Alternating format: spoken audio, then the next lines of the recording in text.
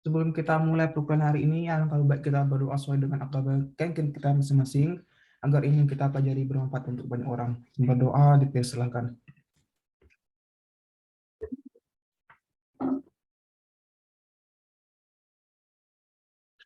Amin. Berdoa tidak pernah selesai. Oke, untuk hari ini nanti gabung untuk, maksud saya materinya bergabung untuk week kelima. Nanti minggu depan ada kuis, terus 2 minggu lagi nanti saya akan mengundang salah satu kolega saya, CEO, nanti bisa ngasih pandangan dia bagaimana untuk di branding di digital age gitu, sama leverage branding gitu. Jadi saya mulai dulu perkuliahan hari ini, habis itu baru kita ada sesi tanya jawab ya.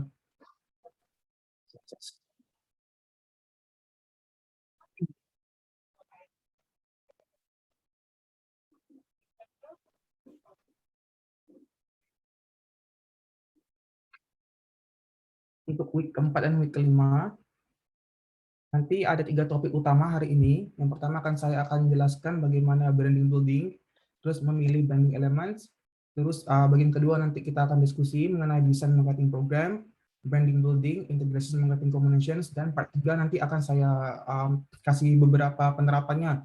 Misalnya ketika nanti bingung mau mulai dari mana gitu. Nah, bisa dilakukan salah satu alternatif statistik namanya text mining gitu. Jadi kita bisa knowledge discovery, kita bisa knowledge mining dari menggunakan text mining gitu untuk memperbanyak informasi kita gitu. Jadi informasi itu nggak hanya di data-data kuantitatif, tapi untuk di kualitatif bisa kita dapatkan informasi dari sana. Yang untuk pertama, dari kriteria kemarin kita sudah bahas tentang brand ekuitas dan lain sebagainya.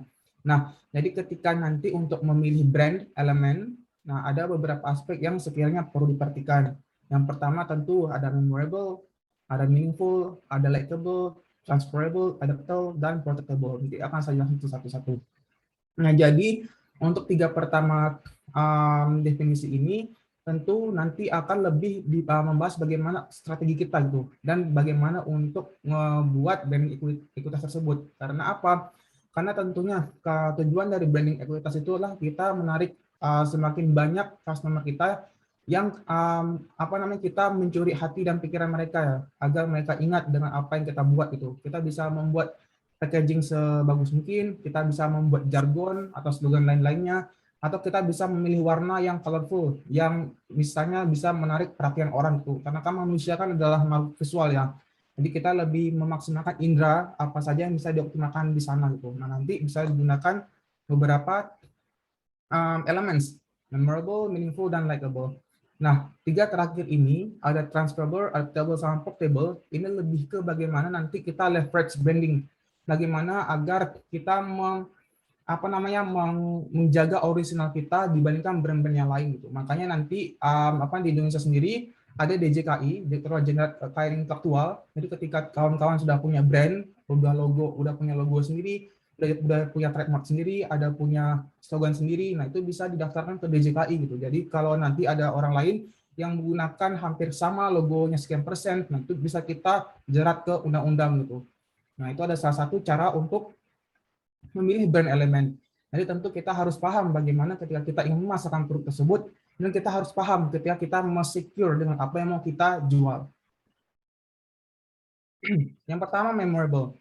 Nah, di sini tentu ketika nanti memorable itu ada 2 aspek yang perlu diambil kira. Yang pertama adalah easily recognize dan easily recall. Maksudnya apa? Maksudnya adalah ketika nanti membuat brand, tentu kita harus membuat sebagaimana mungkin agar brand kita itu bisa direcognize oleh customer kita. Dengan cara apa? Dengan cara mungkin bisa menggunakan logo-logo yang menarik, atau warna. Kan kalau nanti kita belajar tentang psikometrik dan lain sebagainya, nah itu setiap warna itu ada karakteristiknya. Maksudnya adalah misalnya warna merah itu cenderung untuk yang berani dan lain sebagainya. Misalnya anak-anak muda lebih suka warna biru, atau nanti kalau mau melaunch skincare atau produk kecantikan biasanya kan menggunakan warna-warna pastel atau warna-warna pink dan lain sebagainya gitu. Nah, makanya informasi tersebut juga harus dipahami. Bagaimana nanti ketika kita sudah ada produk, kita mengemas sedemikian rupa agar customer kita tahu gitu, mendapatkan informasi yang diingat sama mereka, entah warnanya kah, entah produknya kah, dan lain sebagainya itu. Nah, ini bisa ada beberapa caranya. Misalnya optimism itu cenderung berwarna apa, friendly dan cheerful itu warna apa, excitement, kreatif, trust, peaceful, dan balance gitu. Nah, ini adalah salah satu trik ketika nanti ingin membuat brand dan kita fokus ke memorable gitu. Yang kedua ada meaningfulness. Nah, untuk meaningfulness ini ada dua aspek yang perlu diperhatikan. Yang pertama adalah deskriptif, yang kedua adalah persuasif. Maksudnya apa? Maksudnya adalah tentu ketika kita membangun brand itu harus yang meaningful gitu, harus yang berarti. Jadi ketika nanti informasi yang ada di sana kita bisa memaksimalkan benefit yang ada di brand tersebut gitu. Nah, misalnya di apa namanya di interpretasi ini bahwa informasi general tersebut berupa functions dari produk atau service kita gitu. Jadi brand elemen kita bagaimana mendeskriptifnya dengan baik dan tepat itu terhadap kategorinya dan bagaimana ketika kita akan mensatisfy atau benefits dari supply tersebut gitu. Nah, untuk specific information-nya nanti di sini ada atribut yang bisa dilakukan dan ada beberapa point of difference dari atribut dan benefit tersebut. Misalnya apa? Misalnya nanti mau menghitung tentang meaningful brand index itu. Jadi mungkin bisa diambil salah satu parameternya ada fisikalnya bagaimana, finansialnya bagaimana, operasional bagaimana, individualnya bagaimana, sosial, emosional, dan neural itu. Nah, ini untuk personal well-being. Nanti misalnya ingin mengambil tentang collective well-being, nanti bisa mengambil parameter yang ada seperti endorsementnya, community-nya, workplace-nya, dan lain sebagainya gitu. Nah, jadi ketika nanti mau melakukan penelitian dan ingin membuat tentang pembuatan indeks gitu, pembuatan indeks tentang meaningful brand, mungkin nanti bisa mengambil beberapa variabel di sini untuk nanti bisa dibikin kuesioner kah, untuk diuji kah gitu. Nah, ini adalah salah satu elemen yang penting untuk ketika memilih brand itu meaningfulness. Lanjut yang ketiga. Yang ketiga ada likability. Nah, untuk likability ini ada beberapa aspek yang perlu diperhatikan. Yang pertama adalah fun dan interesting. Yang kedua ada rich visual and verbal imagery. Dan yang terakhir ada aesthetic pleasing. Nah, tentu ketika nanti kita membahas tentang kecenderungan seseorang suka apa tidak dengan kita, tentu di sana ada sentimen gitu. Sentimen itu apa? Sentimen itu adalah interest kita ketika seseorang itu memandang dalam sebuah produk atau jasa gitu. Kira-kira dia suka apa tidak, kira-kira berguna apa tidak dengan dia gitu. Nah, di situ juga ada nama communications. Kira-kira apa saja yang berpengaruh dalam keputusan mereka untuk likability itu gitu. Nah, biasanya kan kalau seseorang suka dengan produk bisa saja karena value-nya dia atau dia ikut-ikutan karena mungkin dia suka dengan artis tertentu gitu. Nah, itu adalah perbedaan antara nanti di community actions dengan individual action. Nah, terus ada yang terakhir namanya brand responsiveness. Nah, untuk brand responsiveness ini ada brand focus, ada likability, dan actions focus. Nah, ini ada diagram Venn. Dan ketika nanti kita ingin mengukur tentang kesukaan customer kita. Nah, tentu saya ulangi lagi, kalau untuk seseorang itu, kita ingin mengukur apakah dia suka apa tidak, kita bisa melihat secara visualnya dia, secara verbalnya dia, atau secara behaviornya dia gitu. Kadang kalau kita bikin penelitian, kita sebarkan ke kuesioner gitu, tanyakan ke responden, kadang apa yang mereka pikirkan dengan apa mereka sampaikan itu berbeda. Makanya nanti ketika nanti bikin research itu, misalnya mau menanyakan nih skala preference, suka atau tidak suka, terus layak apa tidak layak gitu, bikin skala 1 sampai 5 atau 1 sampai 7. Mungkin kalau tips dari saya nanti bisa ditambahkan dengan pertanyaan terbuka gitu. Jadi kita bisa menganalisis dua arah gitu. Nah, jadi nanti ketika nanti mengukur tentang likability, ketika saudara-saudari mengambil aspek variabel sentimen, brand responsiveness, community actions, nanti akan lebih banyak informasi yang akan didapatkan gitu. Jadi kita lanjut poin keempat. Poin keempat ada namanya transferability. Nah, maksudnya apa transferability ini? Maksudnya adalah ketika kita measures, kita mengukur bagaimana brand tersebut terhadap brand ekuitasnya dan dapat bersaing di marketnya gitu. Misalnya apa? Misalnya yang sudah kita tahu adalah contohnya McDonald. McDonald ini kan dia ada di semua negara gitu. Nah, apa namanya, dan setiap negara pun berbeda rasanya. Saya juga udah pernah coba McD di Korea, McD di Taiwan, dan McD di Malaysia gitu. Nah, ada karakteristik rasanya berbeda. Misalnya ada menu yang ada hanya di lokasi tersebut. Misalnya di Malaysia ada menu nasi lemak gitu. Atau di McD Korea ada menu-menu lain yang bisa ditambahkan sama kimchi gitu. Mungkin kalau ditambahkan di Indonesia mungkin nggak banyak orang yang preferensi di sana. Nah, itu adalah salah satu maksud dari transferability. Jadi adalah ketika kita nanti sudah mempunyai brand cukup bagus, ketika kita ingin mempublikasikan secara bandwidth dan secara worldwide, kita bisa mengambil kira-kira variabel apa yang bisa berperan penting dalam untuk large scale dari penjualan kita. Misalnya kita bisa melihat dengan culture di sana. Misalnya orang-orang tersebut suka dengan beberapa rasa tertentu kah, apa mereka suka dengan asam atau manis dan lain sebagainya. Nah, itu adalah ketika nanti sudah mempunyai brand yang bagus, kita mengambil penting dengan aspek transferability itu. Nah, itu adalah ringkasannya dari deskripsi dari transferability. Jadi kita lanjut yang poin kelima. Poin yang kelima adalah adaptability. Kalau untuk adaptability ini tentu ada dua poin utama yang perlu kita perhatikan, yaitu fleksibel dan yang kedua adalah updatable gitu. Maksudnya apa? Maksudnya adalah ketika nanti sudah memilih brand, kita sudah juga harus memikirkan bagaimana time frame-nya gitu dari waktu ke waktu agar eksisten. Dengan cara apa? Dengan cara kita bisa mengganti logonya agar lebih dinamis, mungkin mengikuti sesuai zamannya. Mungkin pada zaman-zaman tertentu suka dengan beberapa logo yang seperti industrial atau mungkin sekarang lebih ke logo-logo yang trend modern gitu. Itu adalah salah satu contoh ketika nanti membuat brand kita mengambil aspek tentang adaptability. Yang kedua adalah tentang updatable gitu. Maksudnya apa? Maksudnya adalah contoh kemarin kan saya sudah jelaskan salah satu brand yang kuat di Indonesia adalah PLN. Jadi PLN ini sudah mengambil salah satu alternatif bisnisnya itu tentang internet gitu. Nah, jadi dia tidak lagi menjual tidak lagi menawarkan jasa tentang pelayanan energi listrik, tetapi juga menawarkan jasa internet. Nah, itu ada salah satu mungkin alternatif bisnis untuk mengambil aspek tentang adaptability gitu. Jadi dia mengikuti sesuai zamannya gitu.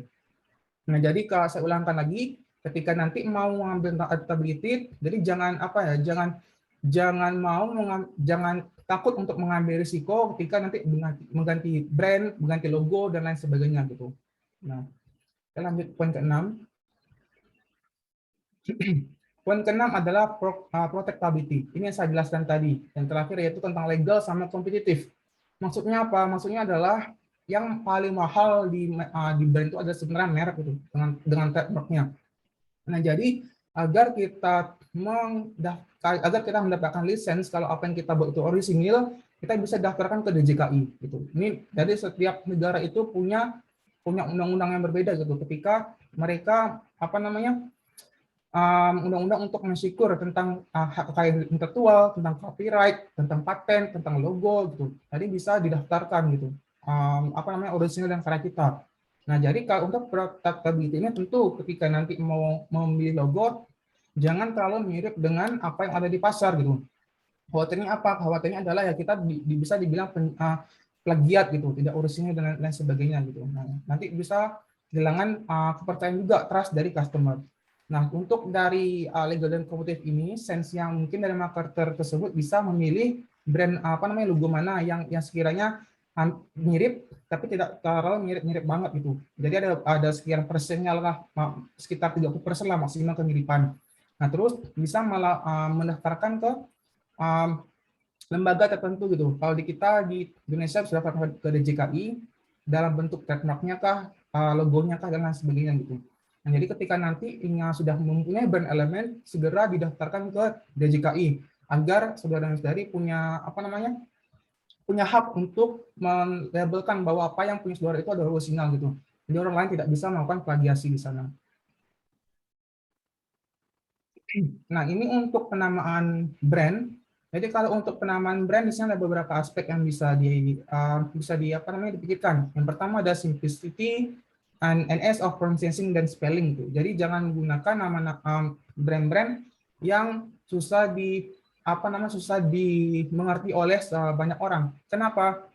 Karena kita harus memperhatikan bahwa setiap customer kita itu berangkat dari generasi yang berbeda, berangkat dari tingkat pendidikan yang berbeda, berangkat dari banyaklah aspek-aspek individual lainnya yang berbeda gitu. Nah, jadi diharapkan adalah ketika kita ketika kita baru ingin membuat sebuah brand, kita harus membuat nama yang sekiranya tidak terlalu sukar diingat oleh orang lain gitu. Makanya kita bisa mengambil kata-kata atau apapun yang familiar di sana, ada meaningful di sana gitu.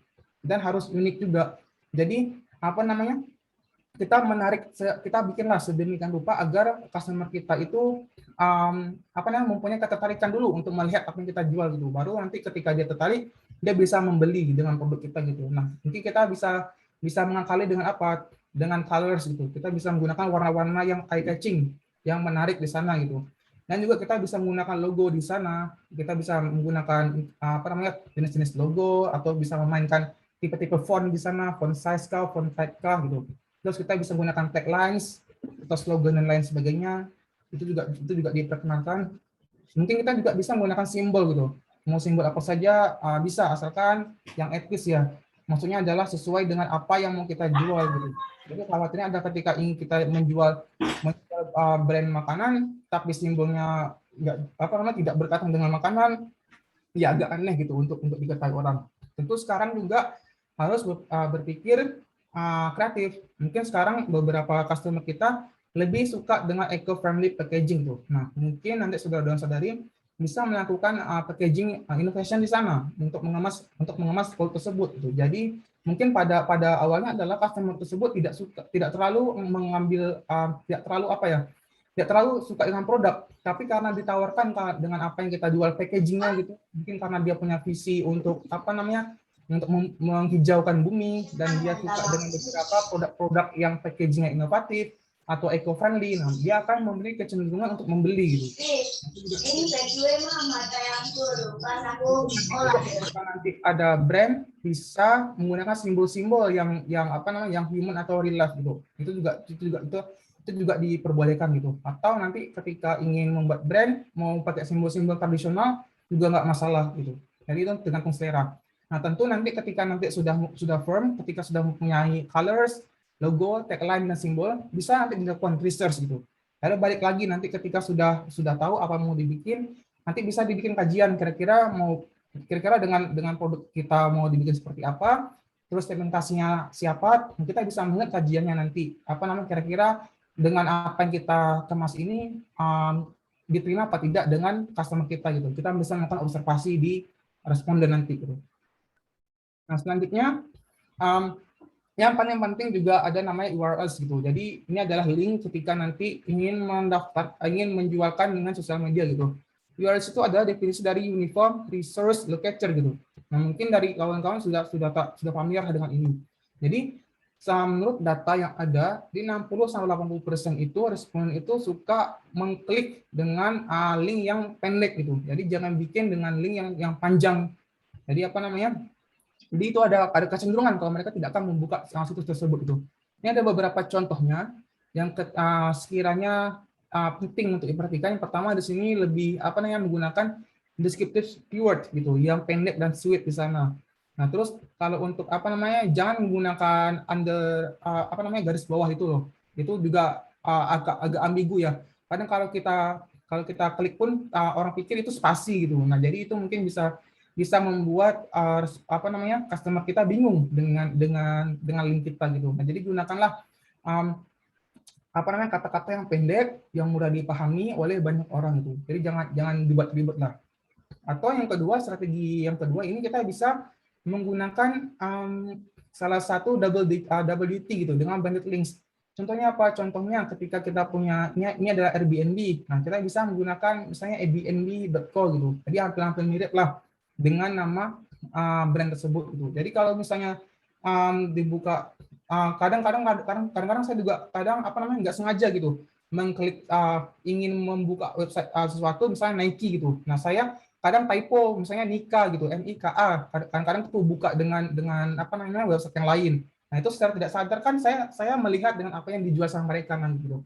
Jadi itu mungkin bisa salah satu tips dan triknya ya. Ketika nanti ingin membuat salah satu jenis usaha yang sekiranya sama dengan brand yang ada yang sudah ada di pasar itu. Contohnya itu banyak sih dengan produk-produk yang ada di China itu. Produk-produk di China kalau apa namanya kalau kawan-kawan agak sedikit buka matanya, agak sedikit detail, kebanyakan dari mereka juga hampir nama-nama brandnya itu mirip dengan nama-nama brand-brand besar gitu. Nah itu mungkin salah satu tipsnya untuk menggunakan WT itu. Nah, di sini ada kritik untuk brand elements, ada brand names and yours-nya, bagaimana ketika kriteria yang perlu diambil, misalnya memory B, kita bisa memilih dengan aspek-aspek dan recall, dan recognition di sana gitu. Nah, misalnya kita ingin membuat dengan logo dan simbol, bagaimana ketika kita ingin mengambil tentang memorability, tentu kita harus mengambil beberapa yang useful di sana untuk agar orang recognize dengan apa yang kita jual gitu. Karakternya apa? Karakternya tentu harus yang useful di sana untuk recognize, misalnya dari apa namanya, pemilihan font kah, pemilihan simbolnya kah, atau logonya dan sebagainya gitu. Nah, sama dengan slogan dan jingle, tentu kita harus memilih bagaimana agar orang-orang tersebut bisa recall dan recognize dengan apa yang produk yang kita jual itu. Sama halnya dengan packaging dan signage gitu. Tentu kita harus memilih mana-mana yang sekiranya penting untuk orang lain tuh recognize dengan packaging kita. Nah, ini ada some aspek yang sekiranya nanti bisa sudah dipelajari lebih detail lagi bagaimana di sana ketika ada kriterianya memorability sampai pocketability dan brand elements-nya gitu. Ini adalah metrik komposisinya ya, kalau untuk kritik tentang brand elemen. Lanjut. Selanjutnya adalah bagaimana untuk mendesain marketing untuk membuat atau membuilding dari brand equity. Jadi di sini ada 5 aspeknya. Pertama adalah untuk mengidentify dari beberapa perspektif baru dan ketika nanti kita melakukan marketing, pengembangan marketingnya gitu sesuai zamannya.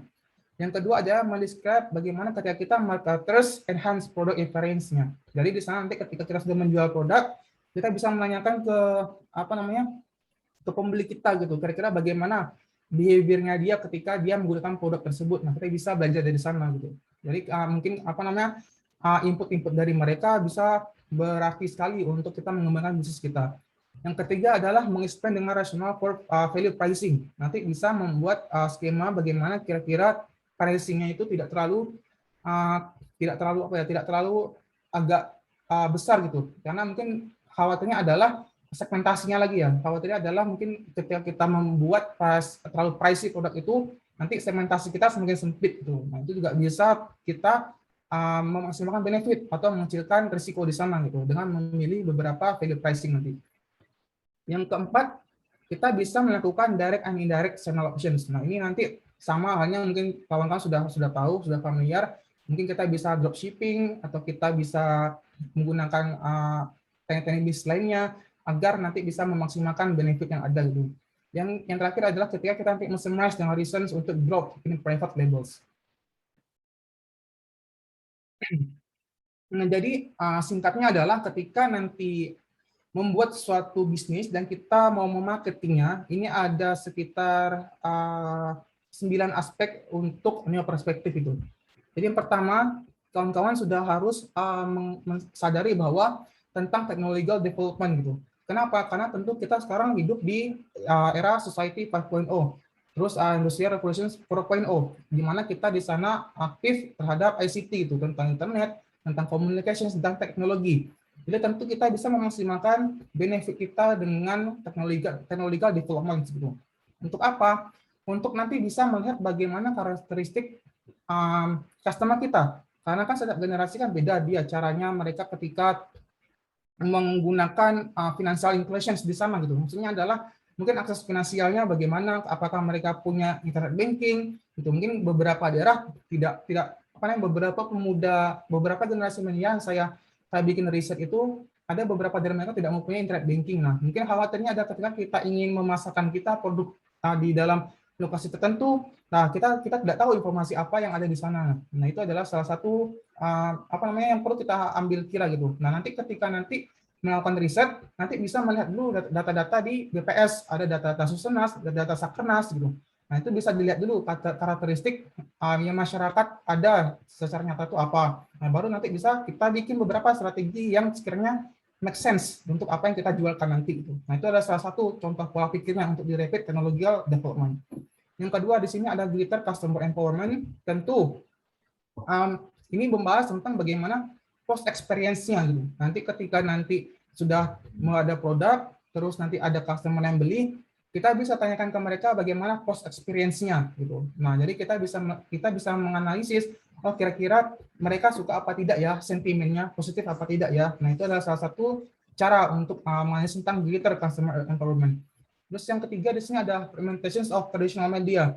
Nah, tentu karena beberapa dari segmentasi masyarakat mungkin tidak terlalu berpapasan dengan teknologi. Nah, tentu kita bisa paling tidak lah menggunakan budget ya sekian persen lah kalau kita mempunyai segmentasi yang luas ya untuk memasarkan produk kita gitu. Misalnya kalau kita ingin menjual di Papua dan sebagainya, mungkin dari sana kan akses internet mungkin tidak terlalu masif dengan kota-kota besar gitu. Nah, tentu kita bisa memaksimalkan tentang tradisional media gitu. Walaupun sekarang kita udah ada digital ads gitu.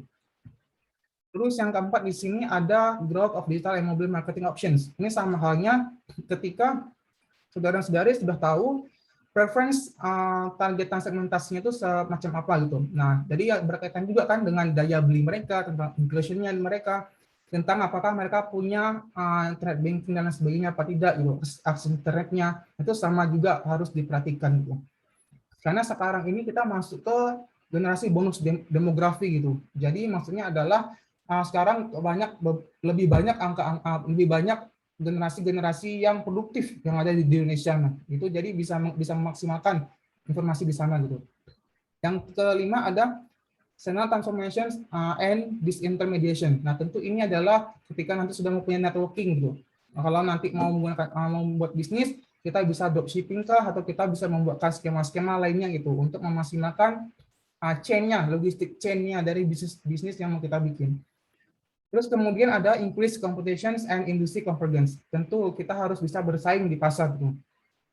Dengan cara apa? Dengan cara ya kita bisa menawarkan dengan apa yang mungkin produk lain tidak tawarkan di sana gitu. Nah, kita bisa lah menganalisis atau nanti melihat observasinya kira-kira mudah diterima atau tidak produk kita di pasar gitu. Nah, di sini juga ada namanya globalization and growth of developing markets. Tentu ini lebih ke memilih marketnya nanti ketika nanti menjual tentang produk kita gitu. Jadi kita bisa memilih lokasi-lokasi mana mungkin yang memiliki customer loyal di sana. Nah, kita bisa memaksimalkan di situ gitu. Terus di sini ada ketika kita meng-heighten sustainability-nya, ketika kita meng-concern tentang sustainability-nya, dan kita mau increase tentang corporate social responsibility-nya gitu. Nah, ini lebih ke nanti ke community service. Mungkin nanti bisa melakukan marketing dengan beberapa memaksimalkan tentang komunitas-komunitas pembangunan gitu. Nah, maksudnya adalah nanti mungkin paling tidak kita mengambil peran penting lah untuk dalam pentahelix itu. Pentahelix itu apa? Pentahelix itu adalah sinergi bagaimana hubungan tentang akademia, tentang NGO, tentang pemerintah, tentang people dan media gitu. Nah, jadi kita bisa memaksimalkan sinergi pentahelix di sana untuk large scale marketing kita gitu. Nah, itu adalah salah satu contoh tips untuk sustainability concern.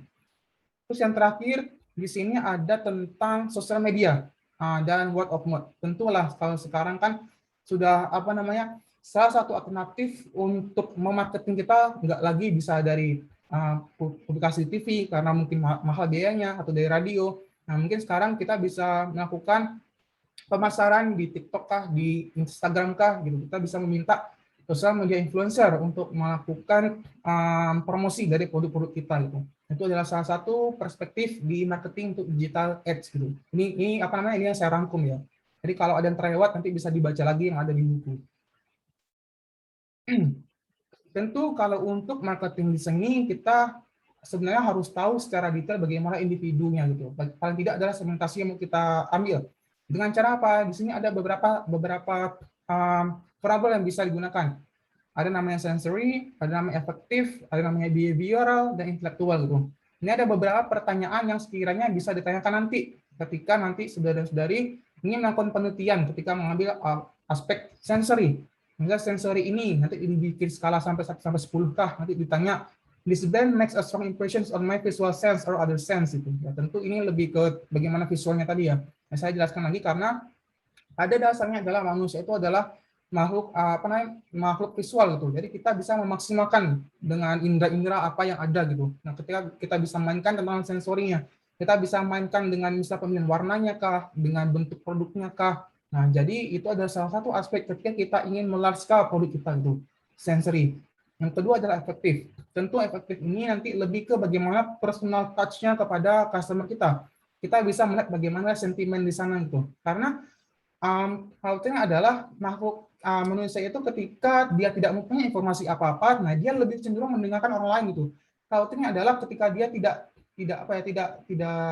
tahu tentang produk kita, tapi malah tahu dari teman-temannya yang sudah menggunakan itu, terus mempunyai respons yang baik, nah itu malah mengkhawatirkan membuat sentimen yang tidak baik di sana gitu. Nah, jadi ketika kita nanti mau membuat suatu brand, kita bisa personal touch kepada customer kita gitu. Jadi jangan sampai dia malah bilang yang tidak terhadap mungkin teman-temannya lain ketika nanti melakukan memberikan feedback dari produk kita itu. Jadi hati-hati juga yang namanya efektif di sini. Juga hati-hati juga dengan namanya word of mouth gitu. Itu juga sangat bahaya gitu. Nah, terus yang ketiga ada behavior.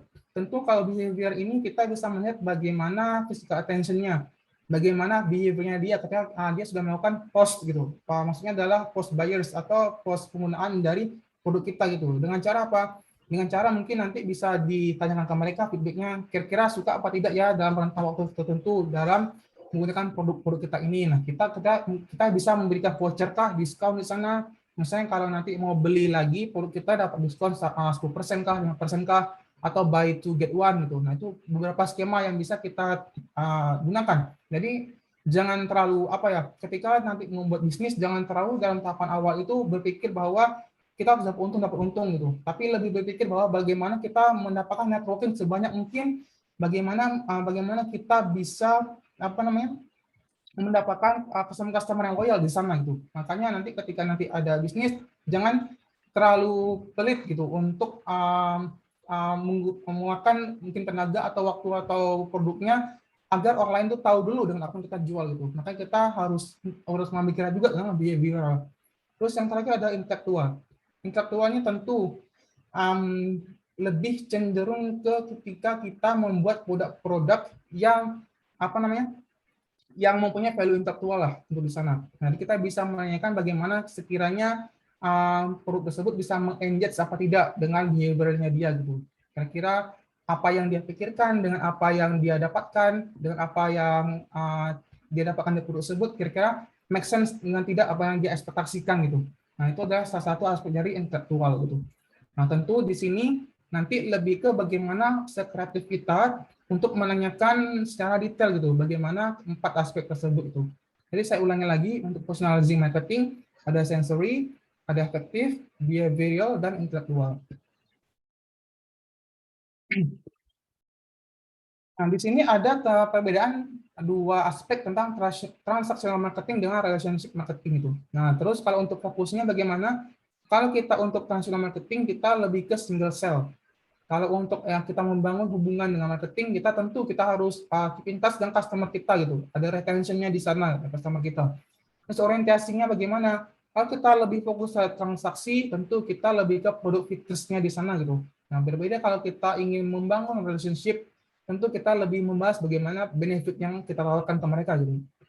Nah, untuk waktunya, kalau untuk personal marketing tentulah itu agak pendek. Berbeda nanti dengan relational marketing, dia long term scale gitu. Maksudnya adalah di sini nanti penelitian longitudinal. Maksudnya apa? Maksudnya adalah penelitian longitudinal itu yang memiliki scale waktu yang panjang gitu. Nah, kita bisa melihat bagaimana perbedaan behavior dia dalam waktu ke waktu. Nah, itu lebih ke longitudinal study gitu daripada yang short term scales. Jadi penelitian yang longitudinal ini malah lebih memperbanyak informasi kita apa yang sekiranya ada di lapangan gitu.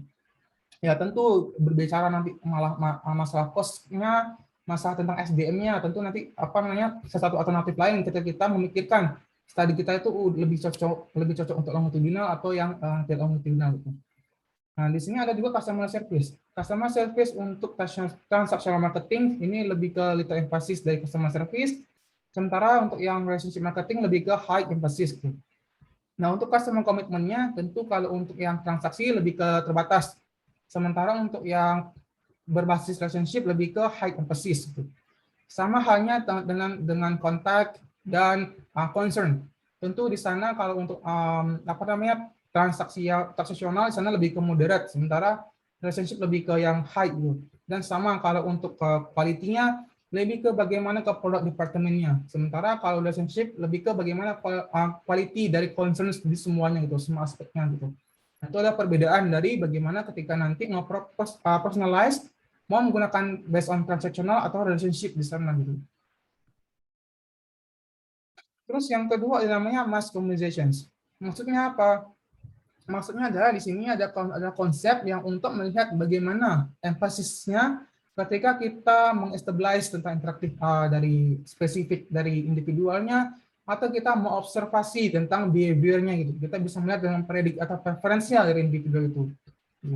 Jadi ketika nanti karena sekarang di digital age tentu banyak sekali ya aspek-aspek yang bisa kita perhatikan ya untuk menganalisis tentang mass customization ini gitu. Nah, di sini juga ada bagaimana ketika kita customize produk kita, tentang produk dan market, dan produk dan market yang lain gitu. Itu adalah salah satu ketika kita mengambil kira tentang mass customization. Bagaimana ketika kita melihat bagaimana kebutuhan dia, seorang customer, dan bagaimana ketika preferensinya gitu. Karena tentu ketika kita membahas tentang personalized marketing berbeda-beda setiap generasi, tipe seks juga berbeda, agama juga berbeda, suku berbeda, terus tingkat pendidikan juga berbeda gitu. Jadi banyak sekali aspek-aspek yang berbeda di sana gitu. Makanya kita harus pandai-pandai mengulik informasi apa yang sekiranya penting untuk memaksimalkan benefit kita gitu. Nah, di sini singkatnya kalau untuk produk strategi dan produk pricing, di sini ada 5 aspek yang sekiranya harus diperhatikan. Yang pertama adalah perceived quality, yang kedua adalah managing customer post purchase, yang ketiga ada customer price perceptions and setting price, yang keempat ada value pricing, yang kelima adalah channel strategi. Nah, tentu dari perceived quality ini kan lebih ke membahas bagaimana kualitas yang kita tawarkan terhadap produk kita gitu yang dibeli oleh customer kita.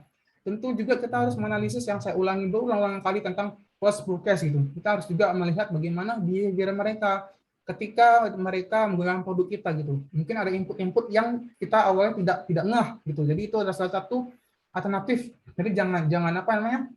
Ketika misalnya membuat usaha makanan, selalu tanyakan feedback mereka gitu. Misalnya ini keasinankah atau pemanisankah atau porsi yang kebanyakankah atau porsi yang cukupkah gitu. Nah, jadi bisa bisa melihat managing customer kita, terus kita bisa mengambil hati mereka gitu. Maksudnya adalah oh ternyata si brand ini perhatiannya sama saya sampai saya ditanyain gitu, diberi perhatian lah tentang bagaimana dia suka apa tidak dengan apa yang kita jual gitu. Itu juga penting di sana gitu. Nah, tentu ketika nanti membuat bisnis kita harus melihat bagaimana price-nya, persepsi price-nya, karena tidak semua orang berada pada di level income yang sama itu. Ada income yang low, middle, sama high gitu. Jadi khawatirnya adalah ketika membuat brand tapi terlalu pricey gitu. Jadi segmentasi kita juga akan semakin sempit di sana gitu.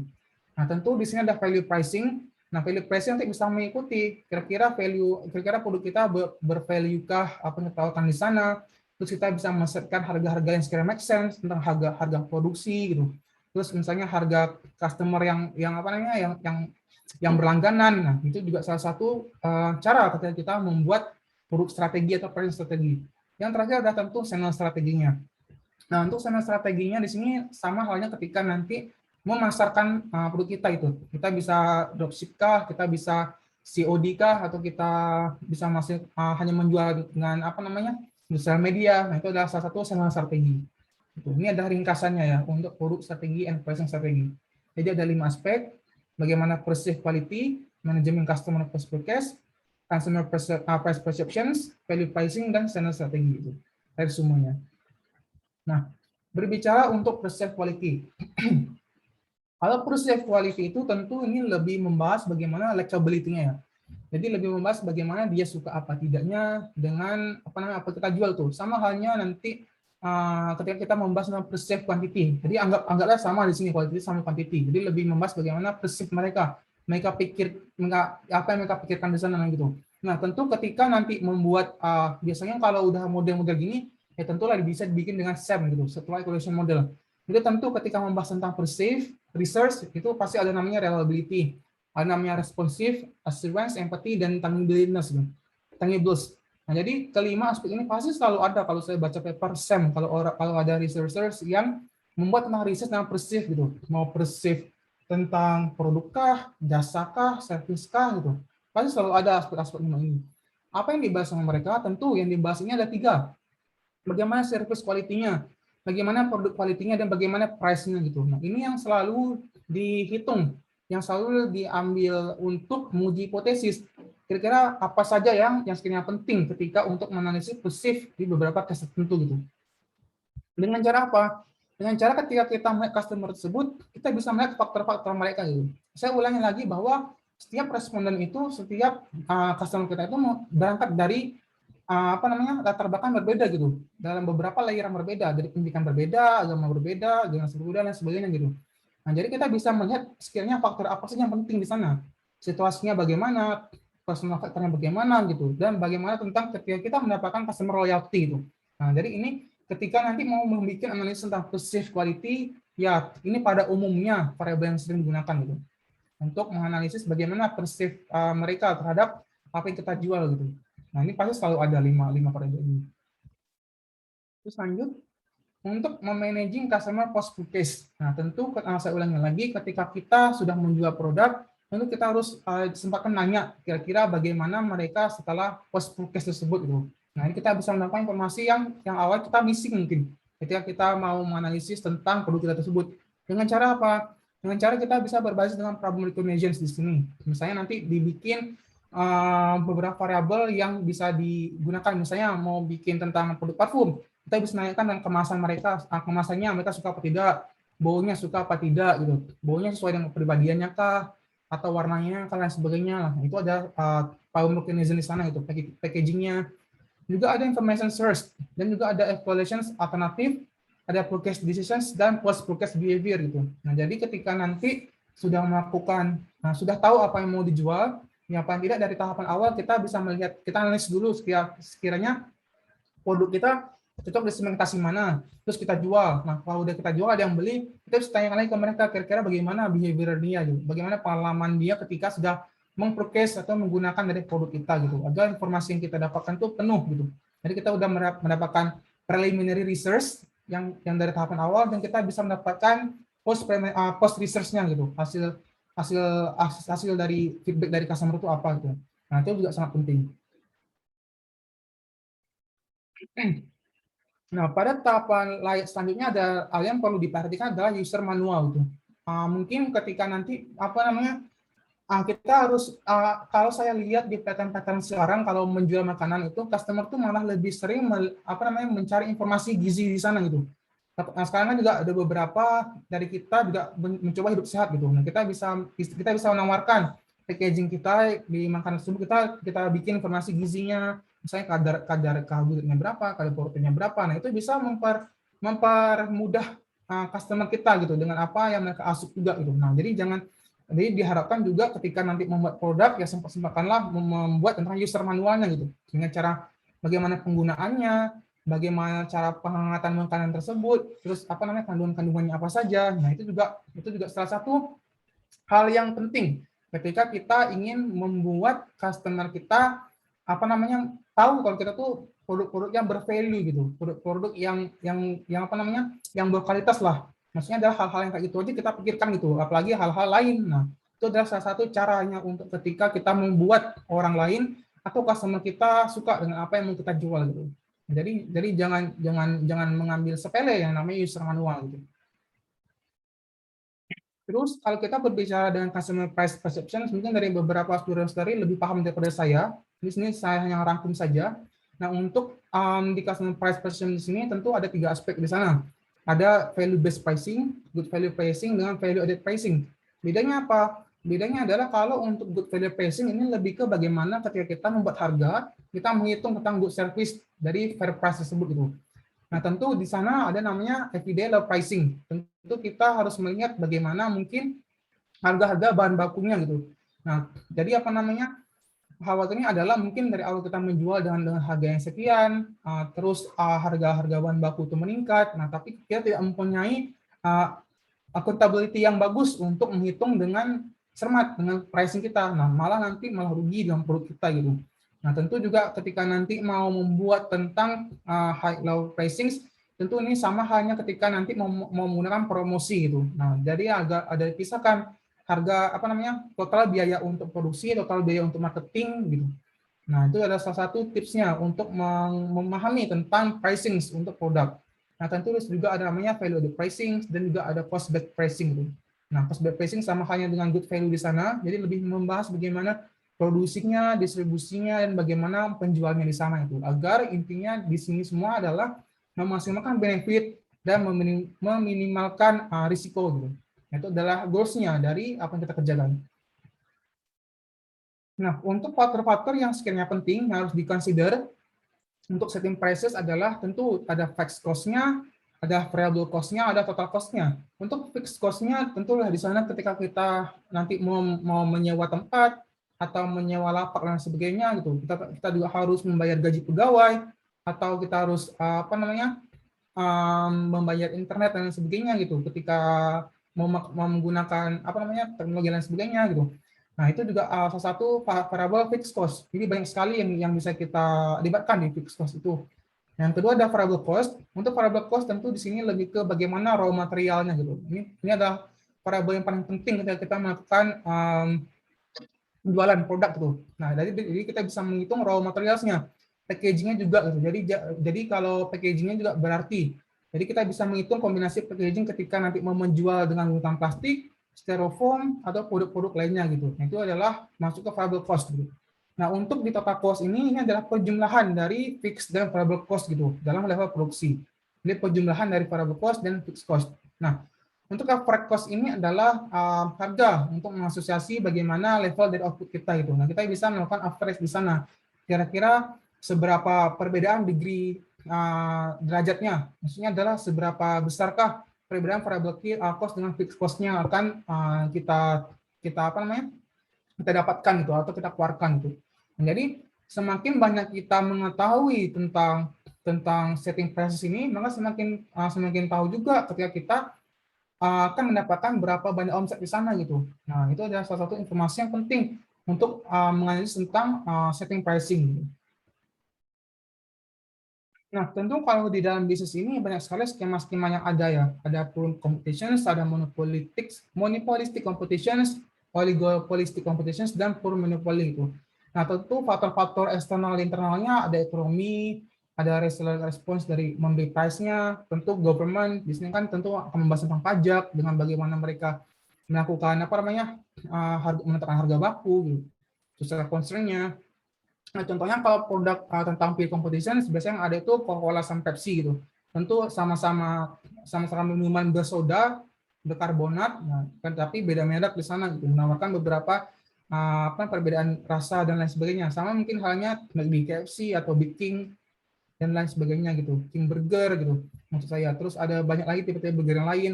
Nah, itu ada salah satu perbedaan tentang pure competition. Nah, tentu kalau untuk di monopolistik dan pure monopoly di sana tentulah kalau hanya ada beberapa supplier di sana gitu. Misalnya obat-obatan yang penjualan jasa farmasi yang biasanya hanya satu supplier gitu. Nah, situ tidak ada kompetisi di sana. Dan mereka sangat suka hati mereka untuk memonopoli harganya berapa itu. Tergantung dengan demand-nya bagaimana, marketnya bagaimana gitu. Nah, berbeda dengan oligopoli, sama halnya kalau oligopoli ini kalau untuk beberapa penjualan obat, nah di sana juga kadang-kadang mereka menggunakan beberapa alternatif bisnis gitu. Misalnya mau obat farmasika atau ada beberapa yang misalnya Pfizer. Pfizer itu kan sekarang membuat vaksin yang dulu mungkin lebih ke obat-obat obat tertentu untuk Pfizer tersebut. Nah, itu ada salah satu ketika si Pfizer ini melakukan oligopoli gitu. Nah, itu ada salah satu contohnya. Jadi kalau untuk faktor-faktornya yang perlu diperhatikan nanti bagaimana kompetisi kita di lapangan ya. Pure competitions, monopolistik, oligopolistik, dan pure monopoly. Nah, tentu kita juga harus memikirkan variabel yang ada di sana gitu. Ekonominya bagaimana, reseller bagaimana, government dan social concern. Nah, jadi ketika nanti mau bikin channel strategi, jadi untuk channel strategi ini tentu banyak sekali yang bisa kita dapatkan. Kita harus membuat KPI-nya dulu gitu. Apa saja yang bisa memaksimalkan benefit kita. Nah, tentu ketika kita mau membahas insight, kita harus memperhatikan bagaimana journeys and path-nya. Terus bagaimana nanti ketika kita mau pakai digital marketing, kita tentu harus tahu tentang action type-nya dan buyer segment-nya bagaimana gitu.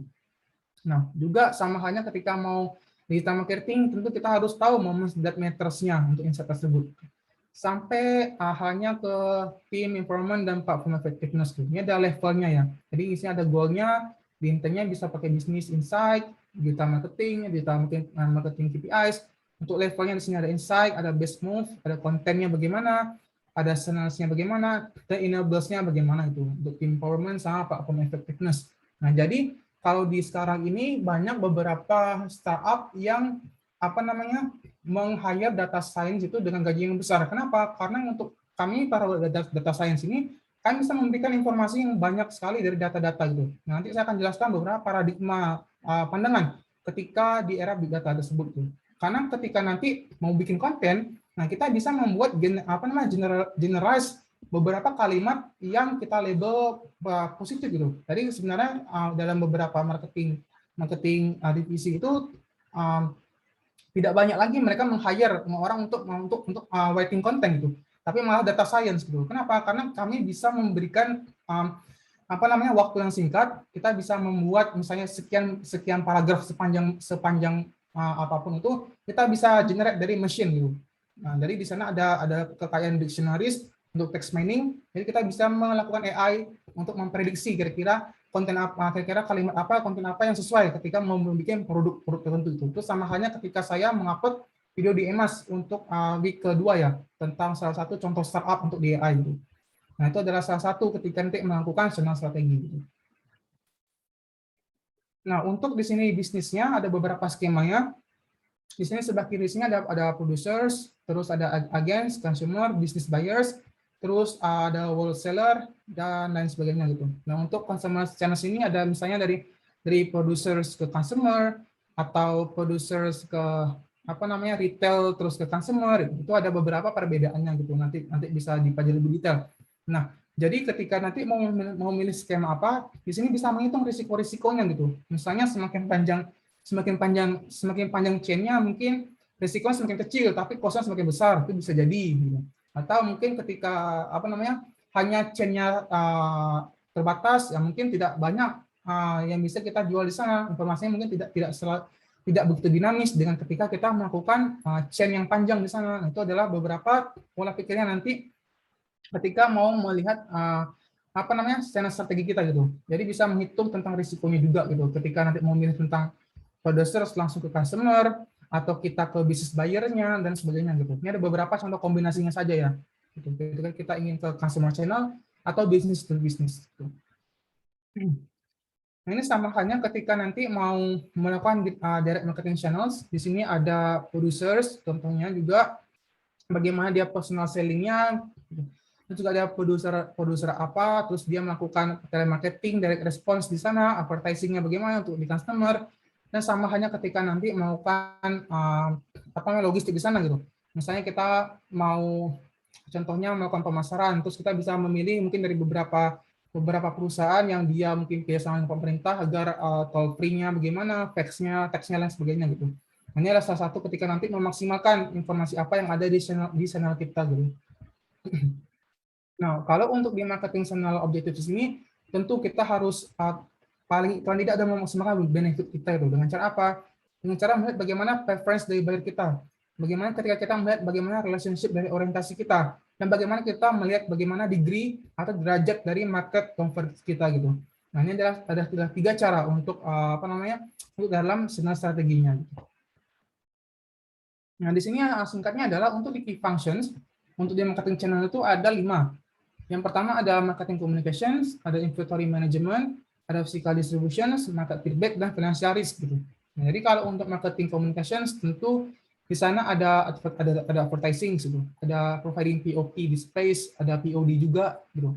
Terus ada providing sales force di sana, bagaimana informasi dan service untuk customer di sana itu. Nah, tentunya lebih ke marketing. Nah, kalau untuk inventory management, kita harus memaksimalkan bagaimana ordering appropriate di sana.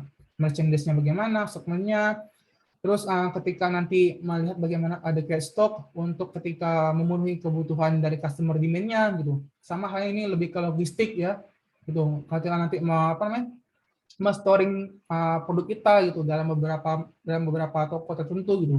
Nah, ini adalah ketika nanti mau memaksimalkan tentang inventory. Nah, tentu kalau ketika membahas tentang physical distribution, tentu di sini ada aspek tentang delivering product, coordinating delivery, schedule to meet customer expectation di sana, dan kita bisa arrange untuk return dari defective merchandise itu. Ini adalah untuk aspek physical distribution. Tentu kalau untuk market feedback, di sana ada serving manufacturers, ada advisory boards, informing other channel, members dari competitive activity kita, dan bagaimana ketika kita melakukan evaluasi tes di market tersebut itu. Ini adalah untuk market feedback. Nah, kalau untuk financial risk, tentu semua lebih membahas tentang keuangan mereka, bagaimana inclusion mereka, gitu. Kreditnya bagaimana, risk-nya bagaimana, produk loss-nya bagaimana, gitu. Dan liability-nya bagaimana. Liability juga penting ya, karena kan itu lebih ke kesukaan, lebih ke preference mereka gitu. Nah, itu lebih kita memaksimalkan mereka suka, ya kita berhubungan juga tentang finansial kita gitu. Nah, ini adalah 5 aspek functions yang penting untuk di marketing channel. Kita lanjut. Nah, pada dasarnya adalah ketika nanti melakukan analisis tentang marketing, tentu nggak bisa dipisahkan dengan namanya SEM. Bro. Nah, jadi kalau untuk salah satu teknik statistik yang bisa digunakan adalah TAM. Ini TAM ini adalah teknologi acceptance model. Jadi ini berdasarkan menggunakan teknik SEM. Kita bisa melihat bagaimana perceive kita, useful kita, perceive of use kita bagaimana gitu. Ini internal faktornya ya. Berbeda nanti di individual faktor. Di individual faktor bisa melihat bagaimana education mereka, terus apa namanya, tingkat pendidikannya lain sebagainya lah, itu individunya. Ini kita bahas tentang asana dulu. Nah, nanti ketika sudah tahu mau tentang perceive usefulness-nya, bagaimana perceive tentang ease of use-nya, kita bisa melihat bagaimana intentions to use-nya juga. Dan kita bisa melihat juga attitude to using-nya gitu. Ini adalah salah satu framework untuk model TAM. Jadi cheat-nya apa? Cheat-nya adalah ketika nanti mau menggunakan TAM ini, tentu data yang mau dapat itu harus dari survei. Jadi kawan-kawan juga harus melakukan apa namanya survei atau interview ke lapangan gitu. Kalau ingin melihat tentang bagaimana tentang persepsi. Nah, apa yang bisa dipelajari di sana, background yang penting, tentu harus tahu bagaimana teori reason actions-nya bagaimana, perceived behavior teorinya bagaimana, innovation design process-nya bagaimana. Gitu. Karena di sini lebih ke membahas based on teori, terus kita uji hipotesis, kita analisis gitu. Nah, jadi model-model TAM ini adalah model-model yang berbasis hipotesis gitu. Jadi kita bisa melihat apakah benar hipotesis yang kita ingin uji gitu. Apakah betul ada perbedaan perceive untuk usefulness dengan use atau attitude to using mereka. Nah, ini adalah salah satu contoh untuk pola pikirnya ketika kita melakukan analisis branding atau brand management menggunakan TAM. Gitu. Yang kedua di sini lebih ke membahas bagaimana ketika kita membuat produk, tapi sebenarnya kita tidak tahu mau memulai dari mana. Gitu. Dan kita bisa mencari informasi yang sangat banyak, bisa melihat di data-data BPS. Gitu. Di data-data BPS ada survei yang sering mereka lakukan. Misalnya kalau saya baca di beberapa lalu ada survei 2020, mereka membahas tentang sosial media marketing, terus ada bahas tentang Susunas juga yang rutin. Gitu. Ada Sakarnas juga. Nah, kita bisa melihat beberapa blok pertanyaan di Susunas itu untuk kita dapatkan informasi kira-kira apa saja ya yang kita sekiranya bisa apa namanya memaksimalkan benefit kita ketika kita ingin menjual produk kita di lokasi A gitu atau lokasi B gitu. Karena data-data Susunas sama Sakarnas ini levelnya itu level rumah tangga dia. Nah, jadi apa namanya kita bisa mendapatkan informasi yang sangat-sangat detail di sana gitu. Nah, tentu berbeda dengan TAM tadi, dengan beberapa teknik regresi, itu lebih ke bebas tentang hipotesisnya. Kita mengira apakah betul hipotesis kita, terus kita uji. Berbeda dengan big data, kalau untuk big data itu kita banyak sekali informasi yang ada kayak gimana, kita harus sortkan berdasarkan informasinya gitu. Nah, contoh untuk Lego ini kita bisa sort berdasarkan warnanya. Nah, jadi kalau kita udah mau apa namanya melabelkan dia misalnya dari warna hitam, kuning, putih, biru dan sebagainya, kita bisa melakukan arrange di sana gitu. Kita bisa apa namanya melakukan visualisasi deskriptif. Kita bisa melihat informasi apa yang sekiranya penting di sana gitu. Nah, kita present visually dan kita bisa storytelling kan. Kira-kira apa sih yang bisa kita jelaskan dari data tersebut? Nah, itu adalah pola pikir untuk penelitian big data. Nah, kalau untuk big data tentu nanti bisa harus belajar tentang data mining. Kenapa? Karena data mining itu adalah kita menggali informasi, kita menggali insight apa yang akan kita dapatkan di data tersebut. Dengan cara apa? Dengan cara ketika nanti merasa tidak cukup dengan data-data yang ada di pemerintah, bisa melakukan crawling dari website, bisa melakukan kayak misalnya kita ngambil data dari Twitter atau kita mendapatkan data dari Instagram.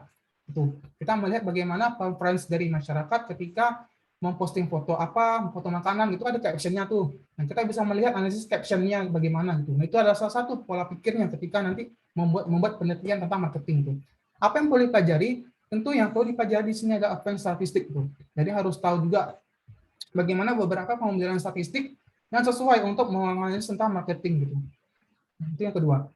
Nah, terus yang perbedaan sekarang di paradigma era big data adalah yang saya ulangi lagi, apapun yang sekarang dari awal statistik itu ada, lebih baik digunakan membahas tentang teorinya.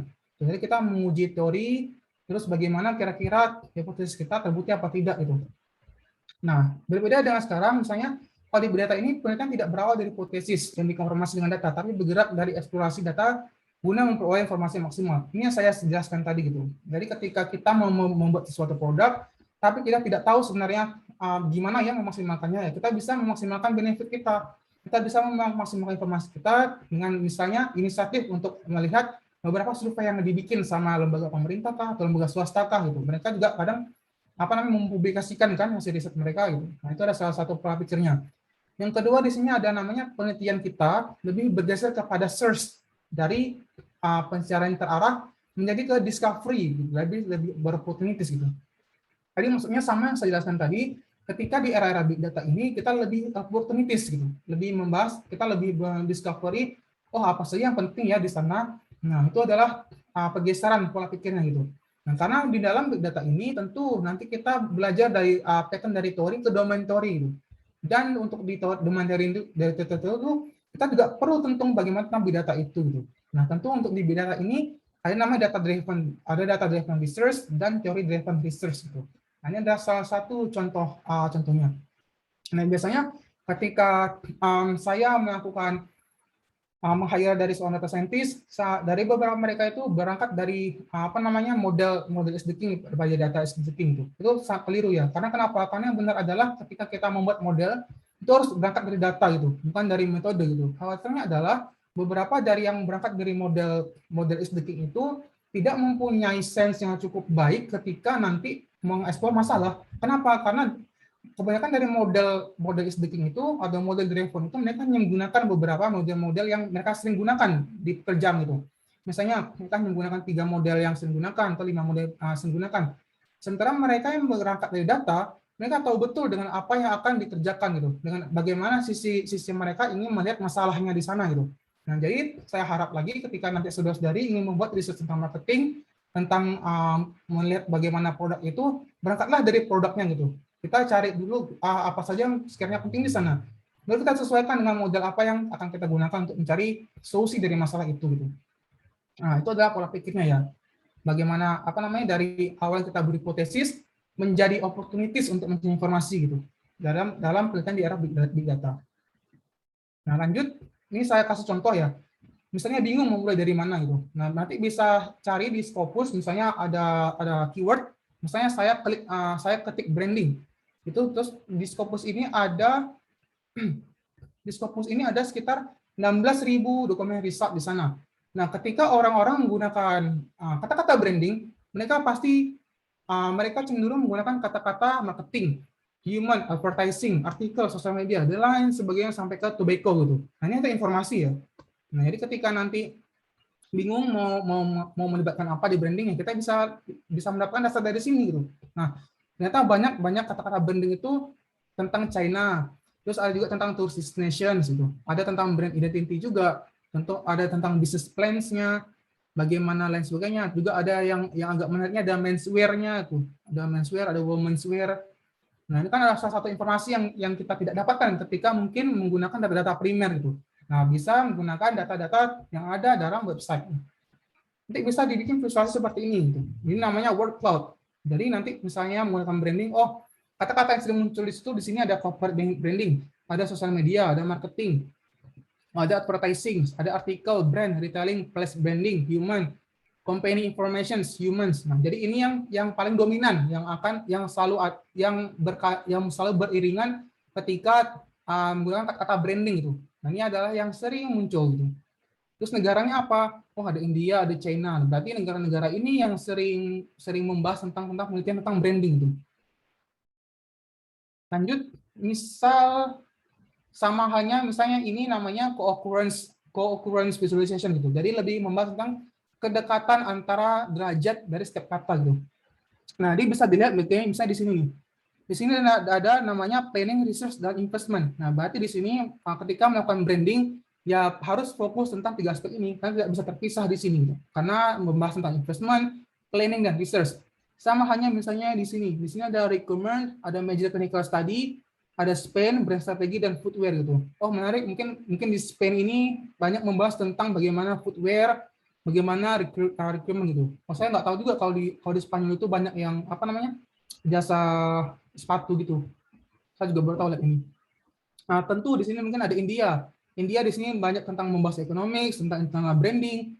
Terus di Eurasia di sini ada food, ada tourism management, sama social marketing. Nah, ini kan ada salah satu apa namanya informasi yang kita bisa dapatkan ya ketika kita berinisiatif gitu mencari informasi yang ada di data-data website atau di Facebook, Instagram atau lain sebagainya itu. Saya contohnya dari Scopus.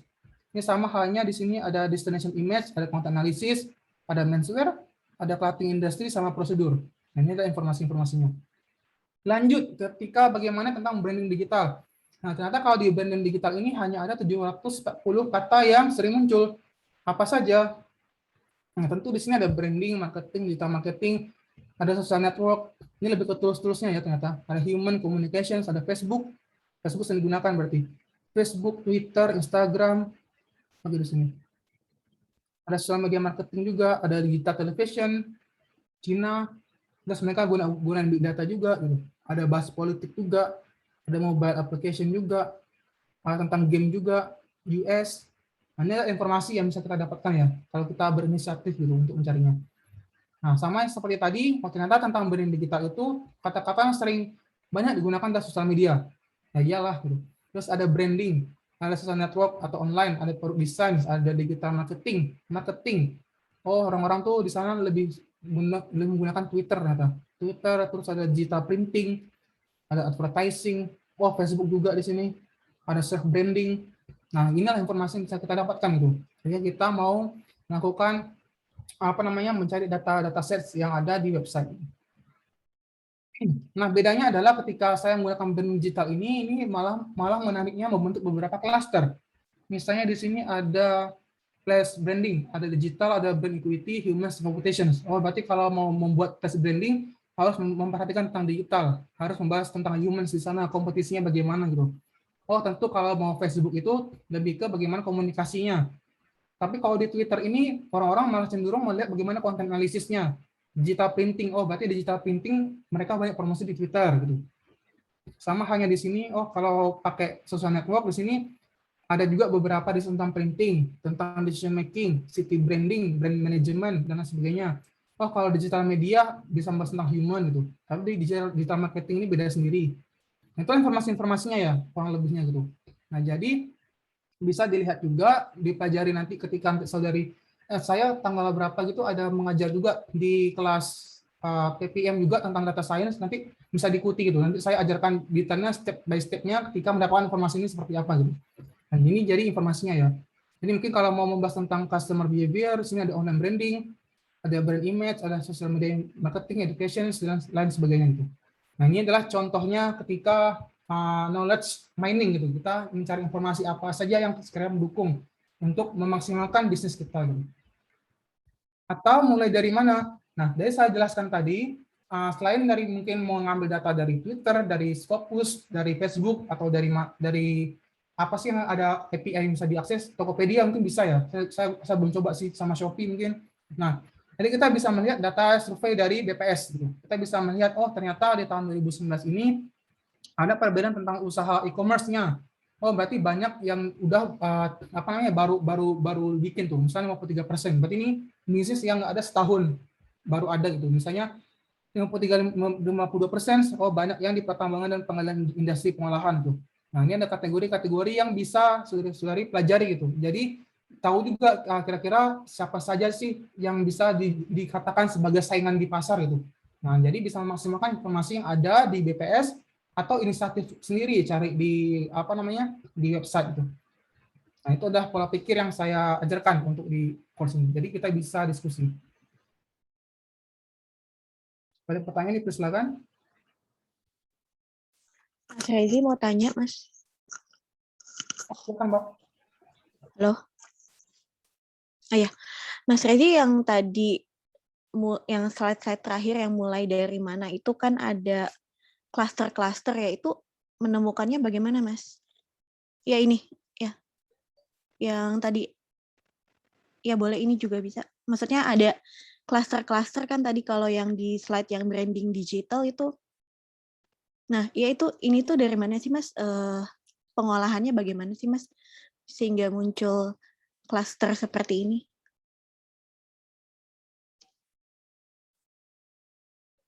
Oh, belum di-unmute, Mas. Maaf. Suaranya nggak kedengeran, Mas. Ini namanya text mining. Jadi nanti di minggu depan, tanggal berapa? Saya ngajar juga di PPIM, itu juga buka umum. Jadi nanti bisa saya ajarkan juga gimana cara membuat usaha seperti ini. Nah, ini klasternya. Jadi maksudnya adalah ketika nanti dapat Scopus, datanya kayak gini nanti. Nah, datanya nanti mentah kayak gini, Mbak. Misalnya saya pakai keyword, saya pakai keyword apa ya tadi? Sebentar. Oke, misalnya saya pakai keyword branding yang saya cari di Scopus. Oh, ternyata di branding itu dari penelitian yang ada itu dari tahun 1842 sampai 2021, 2022 itu. Nah, terus apa ya saja yang sering ada di sana kata-kata branding itu bisa di keyword di sini. Oh, di keyword yang branding itu berbanyak mereka menggunakan tentang marketing, human advertising, artikel, sosial media dan lain sebagainya. Dari kampus mana saja? Oh, dari Griff yang paling banyak. Dari ada Erasmus University, Copenhagen, Brussels. Ini ada jumlah kampusnya, terus fundingnya dari mana. Nah, jadi kalau saya hanya fokus dulu ke keyword yang digunain apa gitu. Nah, terus saya bersihkan dulu. Nanti bisa dibikin visualisasi seperti ini dari coding ini. Nah, ini namanya text mining. Nanti lebih jelasnya saya ajarkan di minggu depan di PPIM juga ada kelas untuk apa namanya? Kelas marketing juga, Mbak. Nanti bisa ikut kok. Itu untuk umum. Tapi untuk detailnya ini ngolahnya nanti ada di mata kuliah di data science sama di business analytics. Saya yang ngajar juga. Oh, Mas Rezi ini tuh bisa jadi apa ya, sumber research gap gitu nggak sih maksudnya? Ya, Kan betul. kayak tadi ada cluster ya, maksudnya bisa ngelihat nih gap untuk riset yang belum apa gitu yang dibahas. Ya, itu bisa juga kayak gitu. Bisa juga pikirnya sama kayak gitu. Misalnya di sini marketing. Oh, ternyata kalau marketing itu bisa dipisah sendiri daripada yang lainnya gitu. Tapi kalau misalnya kalau membahas tentang brand equity harus kira-kira berikutan juga dengan variabel digital, human-nya bagaimana, kompetisinya bagaimana, persebandingannya bagaimana gitu. Terus ternyata di sini lebih cenderung homogen gitu. Kalau membahas tentang apa sih ya di sini? Marketing communications. Tentu orang-orang di Cina di sana suka tentang membahas tentang Nakom, India juga demikian itu. Nah, terus kalau untuk advertising tentu di sana lebih banyak tentang produk desain. Gitu, Mbak. Oke, Mas Rezi mau tanya lagi, ini berarti sesi hari ini digabung ya materi Ya, sesi sesi hari ini digabung sama untuk 3, 4, dan 5 ya? Oh iya, oke.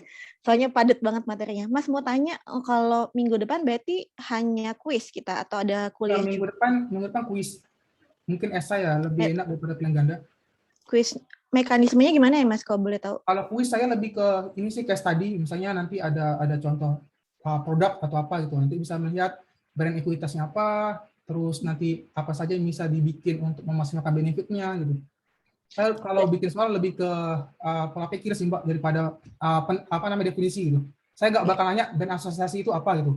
Tapi mungkin lebih ke case study gitu. Mas, berarti minggu depan kita ada kuliah atau langsung kuis atau bagaimana ya Mas? Kalau minggu depan mungkin lihat nanti lah kalau memang waktunya cukup apa namanya kuis aja. Tapi kalau nggak cukup ya kalau waktunya Tidak cukup cukup. untuk kuliah kita bisa kuliah ajar beberapa yang ketinggalan untuk week 6. Terus kalau enggak ya berarti fokus untuk kuis aja. Soalnya dari esai yang saya korek itu belum cukup sih untuk dapat nilai yang cukup bagus itu loh Mbak. Nanti saya kasih feedbacknya beberapa ya.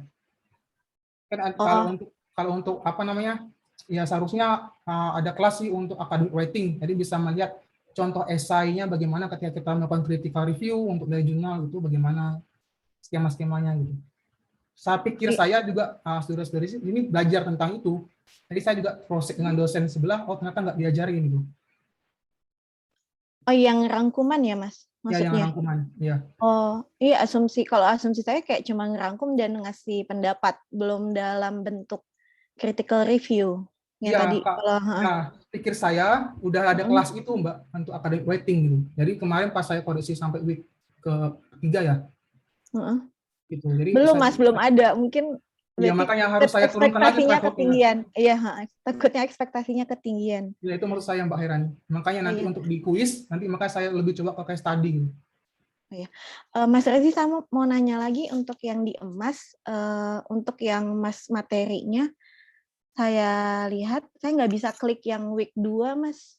Oh, udah saya Kayaknya datanya mungkin belum ke-upload semua. Yang week 2 waktu itu Mas Rezi upload dua ya. slide presentasinya. Sama untuk yang pekan kelima itu yang designing marketing program, itu kan kita suruh baca kayak dikasih link ya. Cuma kalau saya klik linknya itu yang dari marketingweek.com, itu saya mesti subscribe dan bayar gitu, Mas. Oh, mungkin saya cek dulu.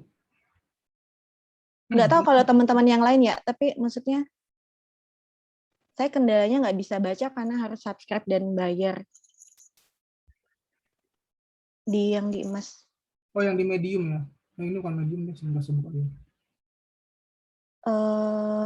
Yang Iya, iya, iya. sesi designing marketing program ada Oh iya, www. nanti saya minta aksesnya ke PPM dulu. Oh ya, boleh. Oke, makasih Mbak. Nanti Iya, tolong Mas. ingatin di grup Mbak ya. Oh ya, insya Allah. Makasih Mas Rezi. Kalian ada pertanyaan untuk konten kuliahnya? Kalau ada yang kurang, mungkin ada yang mau nambahin? Ya, Mas Rezi, mau tanya, Mas Agus. untuk tugas mingguannya jadi gimana ya, Mas? Yang mana? Untuk tugas mingguan kan di Mas ada tuh ya, di tiap topik ya. Itu tetap dikerjain semuanya aja apa? Ya, tetap dikerjain Mas untuk reviewnya. Oh, terus yang apa? Designing marketing program kan ada put your assignment ya. Assignment-nya apa tuh, Mas? Yang desain marketing program, Heeh. sudah saya Pak Mas dulu ya. Apa cuma baca aja apa gimana? Rangkuman juga bukan sih maksudnya? Ya, ini rangkuman Dan juga. data. Kalau kemarin kan hanya dari sumber paper Mas. Tapi kalau untuk di desain marketing program ini ada link yang bisa diakses. Tapi kan tadi nggak bisa dibuka karena berbayar. Nanti jadi saya harus minta dulu ke bagian akademik biar nanti mereka yang downloadkan nanti bisa share ke grup atau saya ganti judul topiknya sesuai apa gitu. Oh, oke, Mas. Mas Rezi boleh nanya lagi yang buat Silakan, minggu Mbak Rani. depan. Berarti kan pas misalkan minggu depan jam 8 itu berarti Mas Rezi kasih case, kasih soalnya langsung kita kerjain gitu ya? Langsung nanti kita upload di emas gitu? Iya benar. Oh ya, oke. Baik, terima kasih. Nggak usah overthinking, cuma case tadi kok. Maksudnya nggak saya tanyain, definisi dari brand association adalah itu kan mungkin beberapa nggak bakal hafal itu. Kalau case Nah, tadi itu kan justru itu Mas case tadi yang sulit karena harus paham dulu materinya baru dijawab dengan baik gitu. Yang lain gimana, Aman? Ada pertanyaan? Mas Rezi. Oh, silakan. Satu-satu siapa dulu nih? Siapa tadi? Ya udah multi dua. Oh, Silakan siapa dulu? oke. Gini Mas, tadi mau nanya. Tadi Mas Rezi sempat mention tentang behavioral marketing ya. Nah, berarti kan setangkap saya, ideally itu selalu harus dilakukan studinya itu longitudinal kan. Tapi kebanyakan marketing study itu kan gimana ya, masih berpusat mayoritasnya di cross-sectional. Berarti apakah ada apa ya limitasi untuk behavioral marketing ini? Apakah sebaiknya emang selalu longitudinal atau ada batasan tertentu gitu ya Mas sampai kita bisa melakukan cross-sectional untuk yang sifatnya behavioral marketing?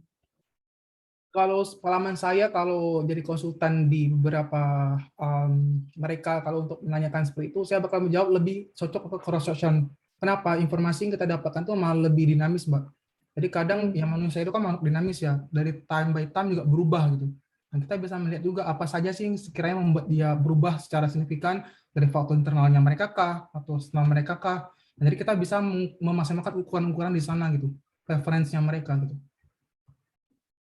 Ya, Oke, berarti minus sebenarnya tergantung kebutuhan juga. Kalau memang nanti berbicara tentang waktunya nggak banyak, budgetnya juga nggak banyak, ya bisa tentang cross sections research-nya. oh ya, berarti kembali ke konteksnya aja intinya ya Mas ya. Terima kasih Mas Rezi. Nah, terus saya tambahkan lagi kalau nanti mau bikin tentang penelitian, bikin nanti kuesioner itu terbuka sama tertutup gitu.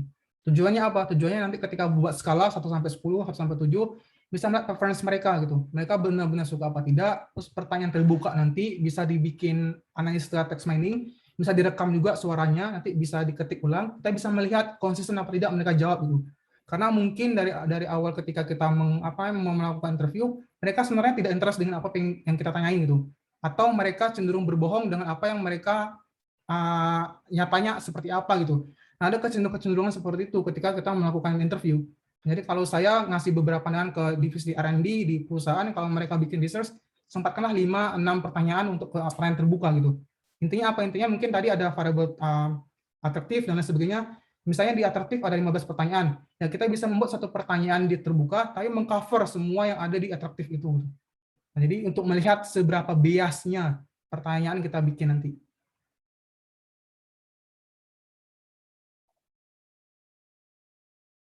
Oke, silakan Mbak Dinda. Makasih, Mas. Siap. Iya Mas, tadi lanjutin yang Mbak Khairani aja sih. Masih bingung yang, jadi kan ini ngebahas yang week 3, week 4, sama week 5 kan, Mas hari ini. Nah, berarti yang minggu depan itu, kita kumpulin tugasnya itu yang cuma brand building, choosing brand elements, atau sama yang designing marketing program? Cuman sesuai week-nya aja. Oh, sesuai week-nya aja. Berarti yang Iya. choosing brand elements aja ya, Mas? Iya. Tapi Oke. kalau rajin dikumpulkan cepat nggak apa-apa. Jadi mau iya. saya ngoreksi. Baik, Mas. Senang hati kok, Mbak. Oke. Tapi yang tadi Mbak Hairani mention berbayar itu yang link yang marketingweek.com itu kan ya? Betul, yang China itu. Training. Berarti itu nanti buat next week-nya lagi kan ya? Oh, next week-nya. Oke, sip, clear. Nah, tapi tadi nggak bisa dibuka, jadi saya harus cari alternatif dulu. Iya. Ganti link ke lain. Oke. Yang lain ada pertanyaan? Mas mau nanya. Silakan Mbak Khairani. Bukan. Sekarang Mbak Khairani siapa nanya tadi? Caca. Caca Sabila. Iya. Mau nanya Mas, tadi kan Mas sebut kayak transactional marketing sama behavior relationship marketing. Itu boleh dicontohin nggak Mas? Karena kan kalau marketing kemungkinan gitu, nggak tahu kayak ini sepengetahuan saya, kayak orang tuh pasti niatnya cari retention gitu kan buat ke customer. Kalau misalnya transaksional tadi dibilang cuman kayak satu kali transaksi gitu. Boleh dijelasin lagi nggak Mas? Thank you. Kalau untuk transaksional itu ya tentu satu kali transaksi, misalnya menjual tentang baju dan lainnya itu kan sebenarnya bisa putus di situ tuh. Sementara nanti kalau ingin tentang lebih in kepada customer-nya, kita bisa mengulangkan lagi tentang lebih ke customer-nya di sana. Itu lebih ke perbedaan stigma bisnis aja sih Mbak. Kalau hanya nggak pikir tentang customer ya putus di transaction. Tapi kalau kita ingin lebih ke touch dengan customer-nya, ya kita harus mengambil hatinya mereka kan. Sama model bisnisnya sama, tapi lebih ke bagaimana goals-nya nanti ketika bisnis itu. Oh, oke. Berarti kayak strateginya berbeda gitu ya Mas? Iya benar. Oke, makasih Mas. Yang lain mungkin mau menambahin? Saya kalau menjelaskan itu dengan apa yang saya pernah berikan di industri ya, saya nggak terlalu membaca yang ada di buku sih. Mungkin kalau lain, mungkin kalau lebih bisa membaca ya silakan memberikan tambahan gitu. Mbak Khairani mungkin atau Mas Aulia mungkin, siapa Mas David, Mas Ignatius. Mas, kalau saya nanya lagi boleh nggak? Silakan. Tadi bentar. Tadi Mbak Sasabila udah terjawab kah? Sudah Mas. Oke, silakan Mbak Khairani. Terima kasih. Saya tadi tertarik slide yang tadi itu yang data is the king. Oke. Bukan model is the king. Kan ini ya Mas, kalau data science ini kan saya baru mulai belajar lagi tentang data science. Nah, kalau S3 kan kalau yang di PPM itu kayak dituntut untuk mengembangkan model berdasarkan research gap-nya apa.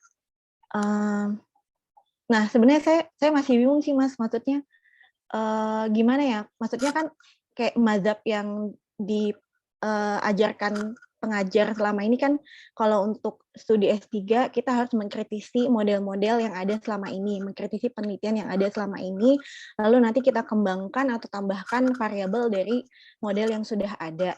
Nah, sedangkan saya setuju juga kalau data is the king gitu, maksudnya karena kan di digital era ini, maksudnya ada nggak sih saran dari Mas Redi untuk menggabungkan keduanya gitu, si model juga, si data juga, kira-kira bagaimana Mas? Maksudnya? Saya paham. Maksudnya kalau memang sekarang pun saya di FEB ini lebih ke data is the king gitu. Mungkin saya berhadapan dengan beberapa dosen yang lebih ke grounded theory. Artinya apa grounded theory? Grounded theory itu lebih ke mereka ada teori A, terus mereka mungkin lihat bagaimana konsistensi teori tersebut, pakai validitas reliabilitas, terus ditambahkan variabel baru, terus diuji konsisten apa tidak teori ini itu. Nah itu mungkin kalau untuk sekarang agak kurang make sense. Kenapa? Mungkin dari dulu data itu tidak terlalu banyak bisa diakses, sementara sekarang kan data berlimpah. Jadi kebanyakan sekarang yang mungkin bisa dilakukan adalah bisa Mbak bikin grounded teori juga, bisa melakukan teori, perbandingan teori itu, bisa mungkin nambahkan informasi variabel-variabel yang tadi yang penting dengan data mining tuh. Jadi itu kombinasinya. Paham kan ya? Kan banyak nih data kita entah dari Susunas, mungkin kita bisa melihat filter selections, misalnya ada 100 variabel, kan nggak mungkin kita pakai semua variabel di sana. Kalau di data mining ada namanya filter selection gitu. Jadi kita bisa memilih filter mana yang terbaik, misalnya cuma 3, yaitu kita bisa tambahkan di grounded teori kita. Mas Rezi, kalau si data mining tadi tuh yang ditunjukin kan ada klaster-klaster. Nah itu tuh bisa nggak sih, maksudnya kedudukan si data mining ini sama kalau sekarang kan barunya tuh ada systematic literature review. Systematic literature review itu sama meta-analisis? Iya, seperti meta-analisis. Kalau misalkan nanti dari studi literaturnya itu saya gabungin si data mining sama systematic literature review itu memungkinkan nggak sih ya Mas? Atau cukup? Itu memungkinkan, karena kan kalau untuk meta-analisis sama systematic literature itu lebih membahas bagaimana perkembangan teori, perkembangan judul teori entah keywords yang digunain dengan banyaknya yang lebih muncul di sana. Itu bisa ditambahkan juga dari data mining itu. Dengan cara apa? Mungkin di pemilihan klasternya tadi, mungkin kan saya tadi hanya menggunakan mungkin kedekatan degree-nya cuma 1, tapi nanti bisa tambahkan dengan kedekatan degree yang lain. Jadi kan beda-beda lagi klaster-klasternya itu. Iya. Iya. Oke, baik. Makasih ya, Mas. Masih berusaha mencerna ininya. Makasih ya, Mas Rezi. Ya, nyala ada pertanyaan untuk teknis mungkin? Teknis data? Silakan, Mbak. Mas Rezi mau nanya lagi. Jadi, tadi kan Mas Rezi mention yang ada 9 aspek penting tentang bikin suatu bisnis gitu ya, Mas, ya, yang mau bikin marketingnya. Kan salah satunya kan ada fragmentation of traditional media. Nah, itu kan dilakukan karena emang ada segmentasi-segmentasi yang emang belum touch digital gitu kan ya Mas ya, kayak emang mereka tuh masih di dalam lingkup tradisionalnya itu gitu. Nah yang pengen saya tanya itu, sebenarnya di negara kita sendiri gitu, di Indonesia, itu persentase secara generalnya tuh lebih berat yang di mana sih Mas gitu, karena kan tingkat literasi kita kan masih rendah ya Pak ya gitu. Jadi kayak sebenarnya kalau di Indonesia sendiri gitu, untuk general, untuk semua brand gitu ya Pak, mungkin tiap brand gitu emang ada persentase yang beda-beda sih gitu kan. Ada yang lebih berat mungkin di digital, ada yang lebih berat di tradisional gitu. Cuman persentase secara generalnya tuh gimana ya Pak gitu, lebih berat yang mana? Wah, itu penelitian saya yang dipandang di BI, saya share dulu ya. Wah, oke Pak. Pasti udah nanya, jadi saya bisa presentasi. Jadi saya dapat funding tahun ini untuk melihat bagaimana preference di UMKM sama lah bisnisnya itu ya. Nah ini saya tanyain ambil dari blog Sakernas itu. Apa saja yang bisa saya ambil di sana, work experience dari penjual tersebut, terus kita bisa melihat bagaimana preference lainnya, Susunas sebentar. Susunas itu sebentar ya. Oke. Di sini ada blog Susunas yang saya gunain di informasi teknologi. Kira-kira bagaimana dia menggunakan cellphone-nya, bagaimana dia menggunakan komputer dan sebagainya, terus akses internetnya, Facebook, Twitter, BBM, dan WhatsApp, dan sebagainya, terus berapa banyak household di sana. Intinya apa? Intinya setelah saya gunain Susunas sama Sakernas, saya bisa bikin cluster untuk vulnerability se-Indonesia gitu, ketika saya hanya 1 dan 2 cluster. Jadi menjawab pertanyaan Mbak, mungkin di Jawa itu masih masih aman untuk di cluster kedua ini. Di Jakarta lain sebagainya gitu. Sementara untuk yang cluster 1 ini clusternya rentan untuk berbisnis gitu. Ini masih banyak di Sumatera dan merata sekali di Papua gitu. Nah, jadi nanti kalau untuk melihat bagaimana klasternya, kerentanaan bisnisnya, mungkin nanti bisa dipanjangkan sampai 5K, 10K gitu.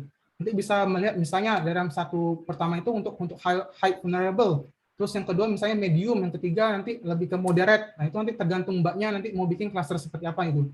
Tapi kalau di sini saya fokus 2 cluster dulu. Jadi lebih membahas bagaimana pattern yang aman ketika nanti bisnis.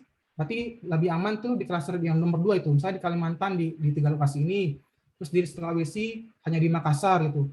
Terus kalau di Jawa misalnya di Jakarta, di Bandung dan sebagainya gitu. Tapi kalau mau di Sumatera mungkin bisa di di sini saya lupa entah Lampung, entah Palembang gitu. Nah, di sini ada Jambi. Ini ada salah satu contohnya nanti kalau mau bikin research itu. Jadi bisa menggunakan data di Susenas sama Sakernas, Mbak.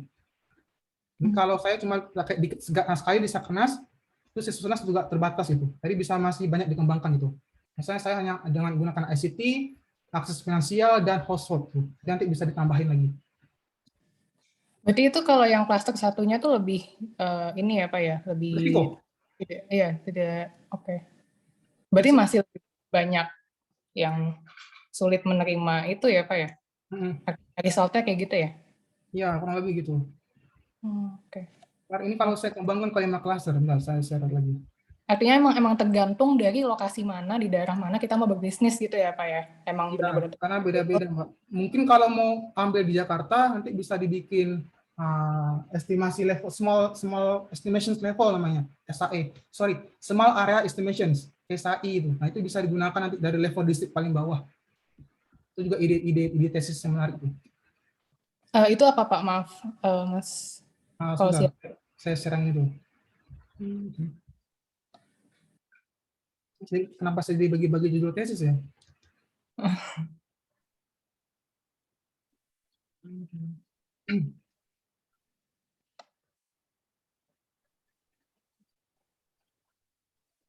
Nah, ini kalau saya sampai ke 1, 2, 3, 4, ini sampai saya 5 cluster nih, kerentanan bencananya ini.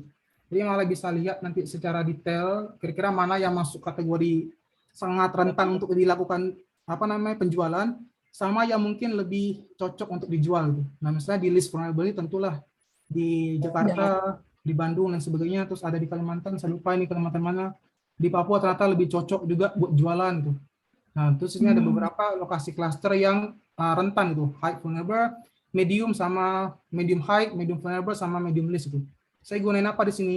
Saya di sini gunain beberapa variabel. Sebentar, saya lupa. Banyak sih variabel di sini. Sebentar.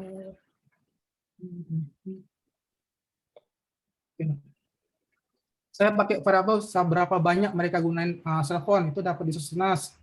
Terus populasi mereka menggunakan cell phone, Susenas juga. Populasi mereka menggunakan PC, akses internet.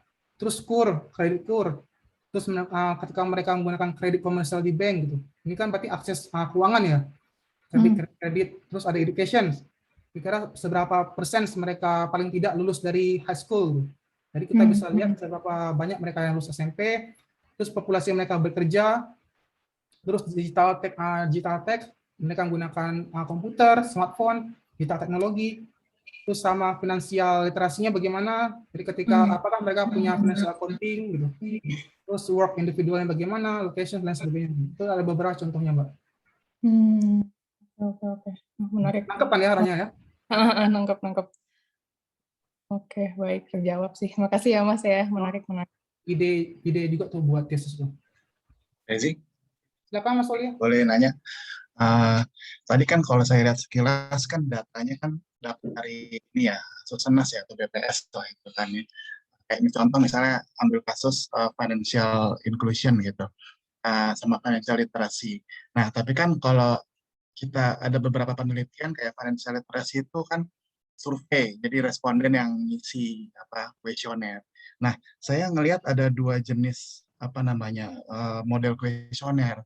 Ada yang dia misalnya pertanyaannya dia milih sendiri berdasarkan perceived financial literacy, jadi dia merasa dia ngerti atau enggak gitu kan. Ada juga model pertanyaan yang kayak semacam ngasih soal gitu. Misalnya kalau salah nanti dikasih poin berapa sama kita yang punya penelitian, kalau benar poin berapa, nanti kan ujung-ujungnya skornya nanti diregresikan seperti itu. Oh, itu menurut bobot ya. Nah, menurut Mas Rezi untuk mengukur digital literacy, financial literacy itu lebih cocok yang mana ya? Atau yang perceived aja atau yang kita kasih soal mereka ngerjain gitu?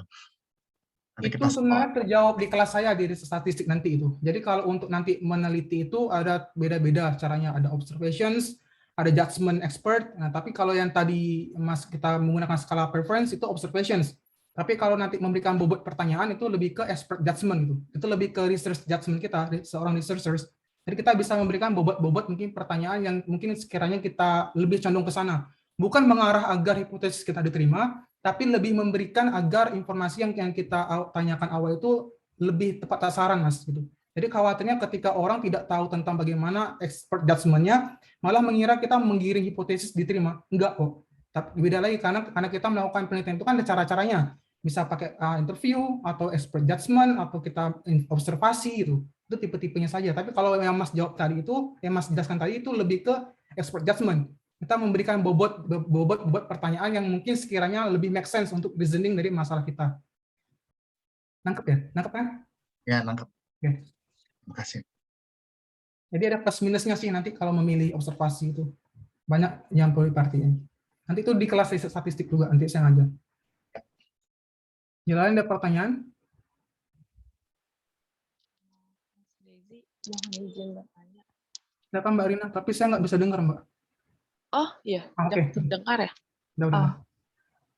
Yes. Mas mau bertanya terkait price premium yang terdapat merupakan bagian dari value chain dari brand itu sendiri. Jadi kalau misalnya customer itu bakal loyal kalau misalnya brandnya, apa maksudnya itu kalau misalnya customer itu bakal loyal kalau misalnya dia itu berani ngebayar harga yang lebih dibandingin produk substitusinya ketika brand itu udah dipercaya sama dia. Nah, terus kalau misalnya seandainya nih kita nggak setting price promotion kan agak bertentangan ya sama brand premium karena ketika kita price promotion kita nggak ngurangin harga jual kita. Nah, sedangkan pada saat kita nggak ngelakuin price promotion, penjualan kita tuh slow, lambat. Nah, sedangkan pada saat kita ngadain price promotion, baru penjualan kita kenceng gitu. Gitu, Mas. Apakah itu tanda-tanda kalau misalnya branding kita tuh gagal gitu, belum sukses karena customer belum berani ngeluarin uang lebih dari kantong dia untuk produk kita gitu. Ya, Terus itu gimana terjawab, caranya gitu biar customer lebih loyal gitu terkait harga. Makasih, Mas. Ya, itu terjawab sebenarnya sama Mbak. Ya, itu berarti branding kita gagal. Ya, caranya apa ya? Caranya mungkin kita harus mengeluarkan lebih untuk mungkin mempromosinya, mungkin dengan sosial media influencer dan sebagainya gitu. Saya juga punya teman gitu. Nanti dia apa namanya bakal ngasih kuliah umum 2 minggu lagi gitu. Dia punya bisnis juga selama pandemi ini 6 bulan, dia dapat untung sekian M gitu. Padahal cuma jualan dawet gitu. Nah, itu hanya menjual dawet gitu, tapi dia sekarang udah ada 200 outlet. Dengan cara apa ya? Dia bisa memaksimalkan brandingnya dia gitu. Dari awal dia mungkin mengeluarkan sekian banyak apa namanya alokasi uangnya lah untuk paling tidak orang lain tahu dulu dengan apa yang dia jual itu. Nah, jadi harus berani juga dalam itu. Tapi statement Mbak itu sebenarnya terjawab dengan apa yang Mbak ucapkan sendiri. Ya, dalam awal itu kita gagal dalam branding. Kalau misalnya seandainya kita udah habisin dana cukup banyak gitu ya Mas untuk branding satu produk ini. Terus kalau misalnya dari segi awareness customer udah banyak yang paham gitu mengenai produk kita, brand kita, udah banyak diedukasi juga. Cuman sayangnya belum loyal dari segi harga aja. Sedangkan kan kalau dari perusahaan sendiri untuk survive harus melihat dari bottom line-nya itu. Nah, kira-kira ada strategi apa yang bisa kita terapin gitu Mas? Jadi ada caranya supaya bisa lebih cepat gitu brandingnya berjalannya. Kalau misalnya brandingnya progresnya terlalu lambat agak sulit gitu. Ya, bisa dikasih special price mungkin ke customernya, harga berbeda spesial, jadi dia masa spesial dulu. Berarti bisa lebih jadi ke permainan personal touch-nya ya. Ya, makasih Mas. Mungkin yang lain mau bantu jawab, yang udah punya bisnis.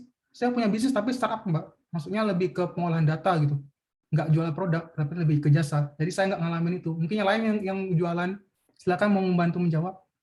Saya tambah nilai loh, kan ada nilai poin individu. Siapa yang mau jawab? Mungkin menambah jawaban? Yang ada? Mungkin Mbak Khairani mau nambahin tadi masalah Mbak Marina? Enggak. Enggak, Mas. Nah, ya sudah. Yang lain ada yang mau didiskusikan? Iya, Mas Resi, saya mau nambahin pertanyaan sih. Nah, Bukan masalah jawabannya. ternyata. Langsung netius. Iya, jadi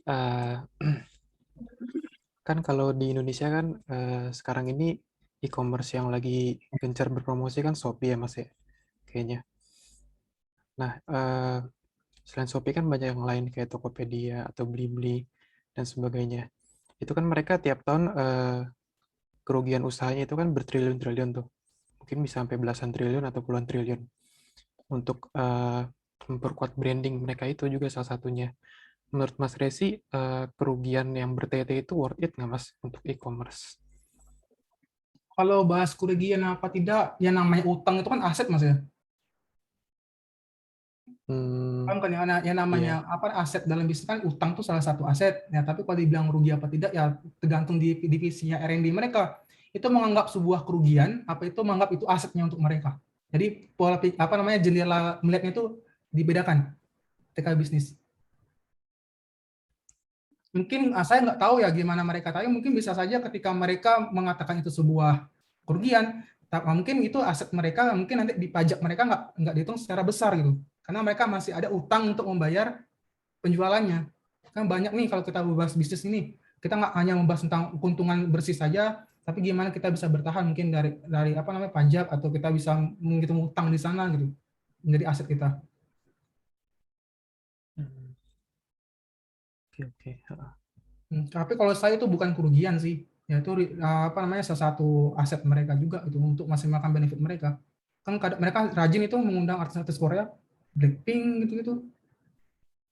Iya, benar Mas. Ya, yang lain silakan kalau mau nambahin. Nggak ada? Ada pertanyaan lain? Mungkin Mbak Ginsi kalau pertanyaan. Terus apa lagi? Mbak Cindy, Mbak Tisya, Mbak Nur Islah, Mbak Indira tadi udah belum ya? Mbak Raya, Mas Anugrah mungkin, Mbak Odi, kalau mau nanya silakan. Kalau mau ada mungkin mau sharing penjualan makanannya? Enggak? Ya udah kalau nggak ada, saya anggap aman semua ini. Saya anggap aman, saya anggap clear, saya anggap semua happy ya. Jadi semoga bisa menyelesaikan kuis minggu depan dengan baik. Mas Rezi ada petunjuk lagi nggak buat kuis? Enggak, Mbak. Santai aja, still. Saya nilai enggak aman lah pokoknya. Mbak Susiati Mega mungkin mau ngasih beberapa masalahnya di PPJS mungkin. Aman sudah sekarang ya? Oke, aman. Ya sudah, kalau sudah saya sekiankan kuliah hari ini. Jaga kesehatan, bekerja secukupnya gitu, jaga mental health-nya, jangan sampai stres. Semoga kuis minggu depan bisa dilaksanakan dengan baik gitu. Wabillahi taufiq hidayah. Assalamualaikum warahmatullahi wabarakatuh. Waalaikumsalam. Terima kasih Mas. Terima kasih banyak Mas Resi. Terima kasih Mas Terima Rezi. kasih, Mas.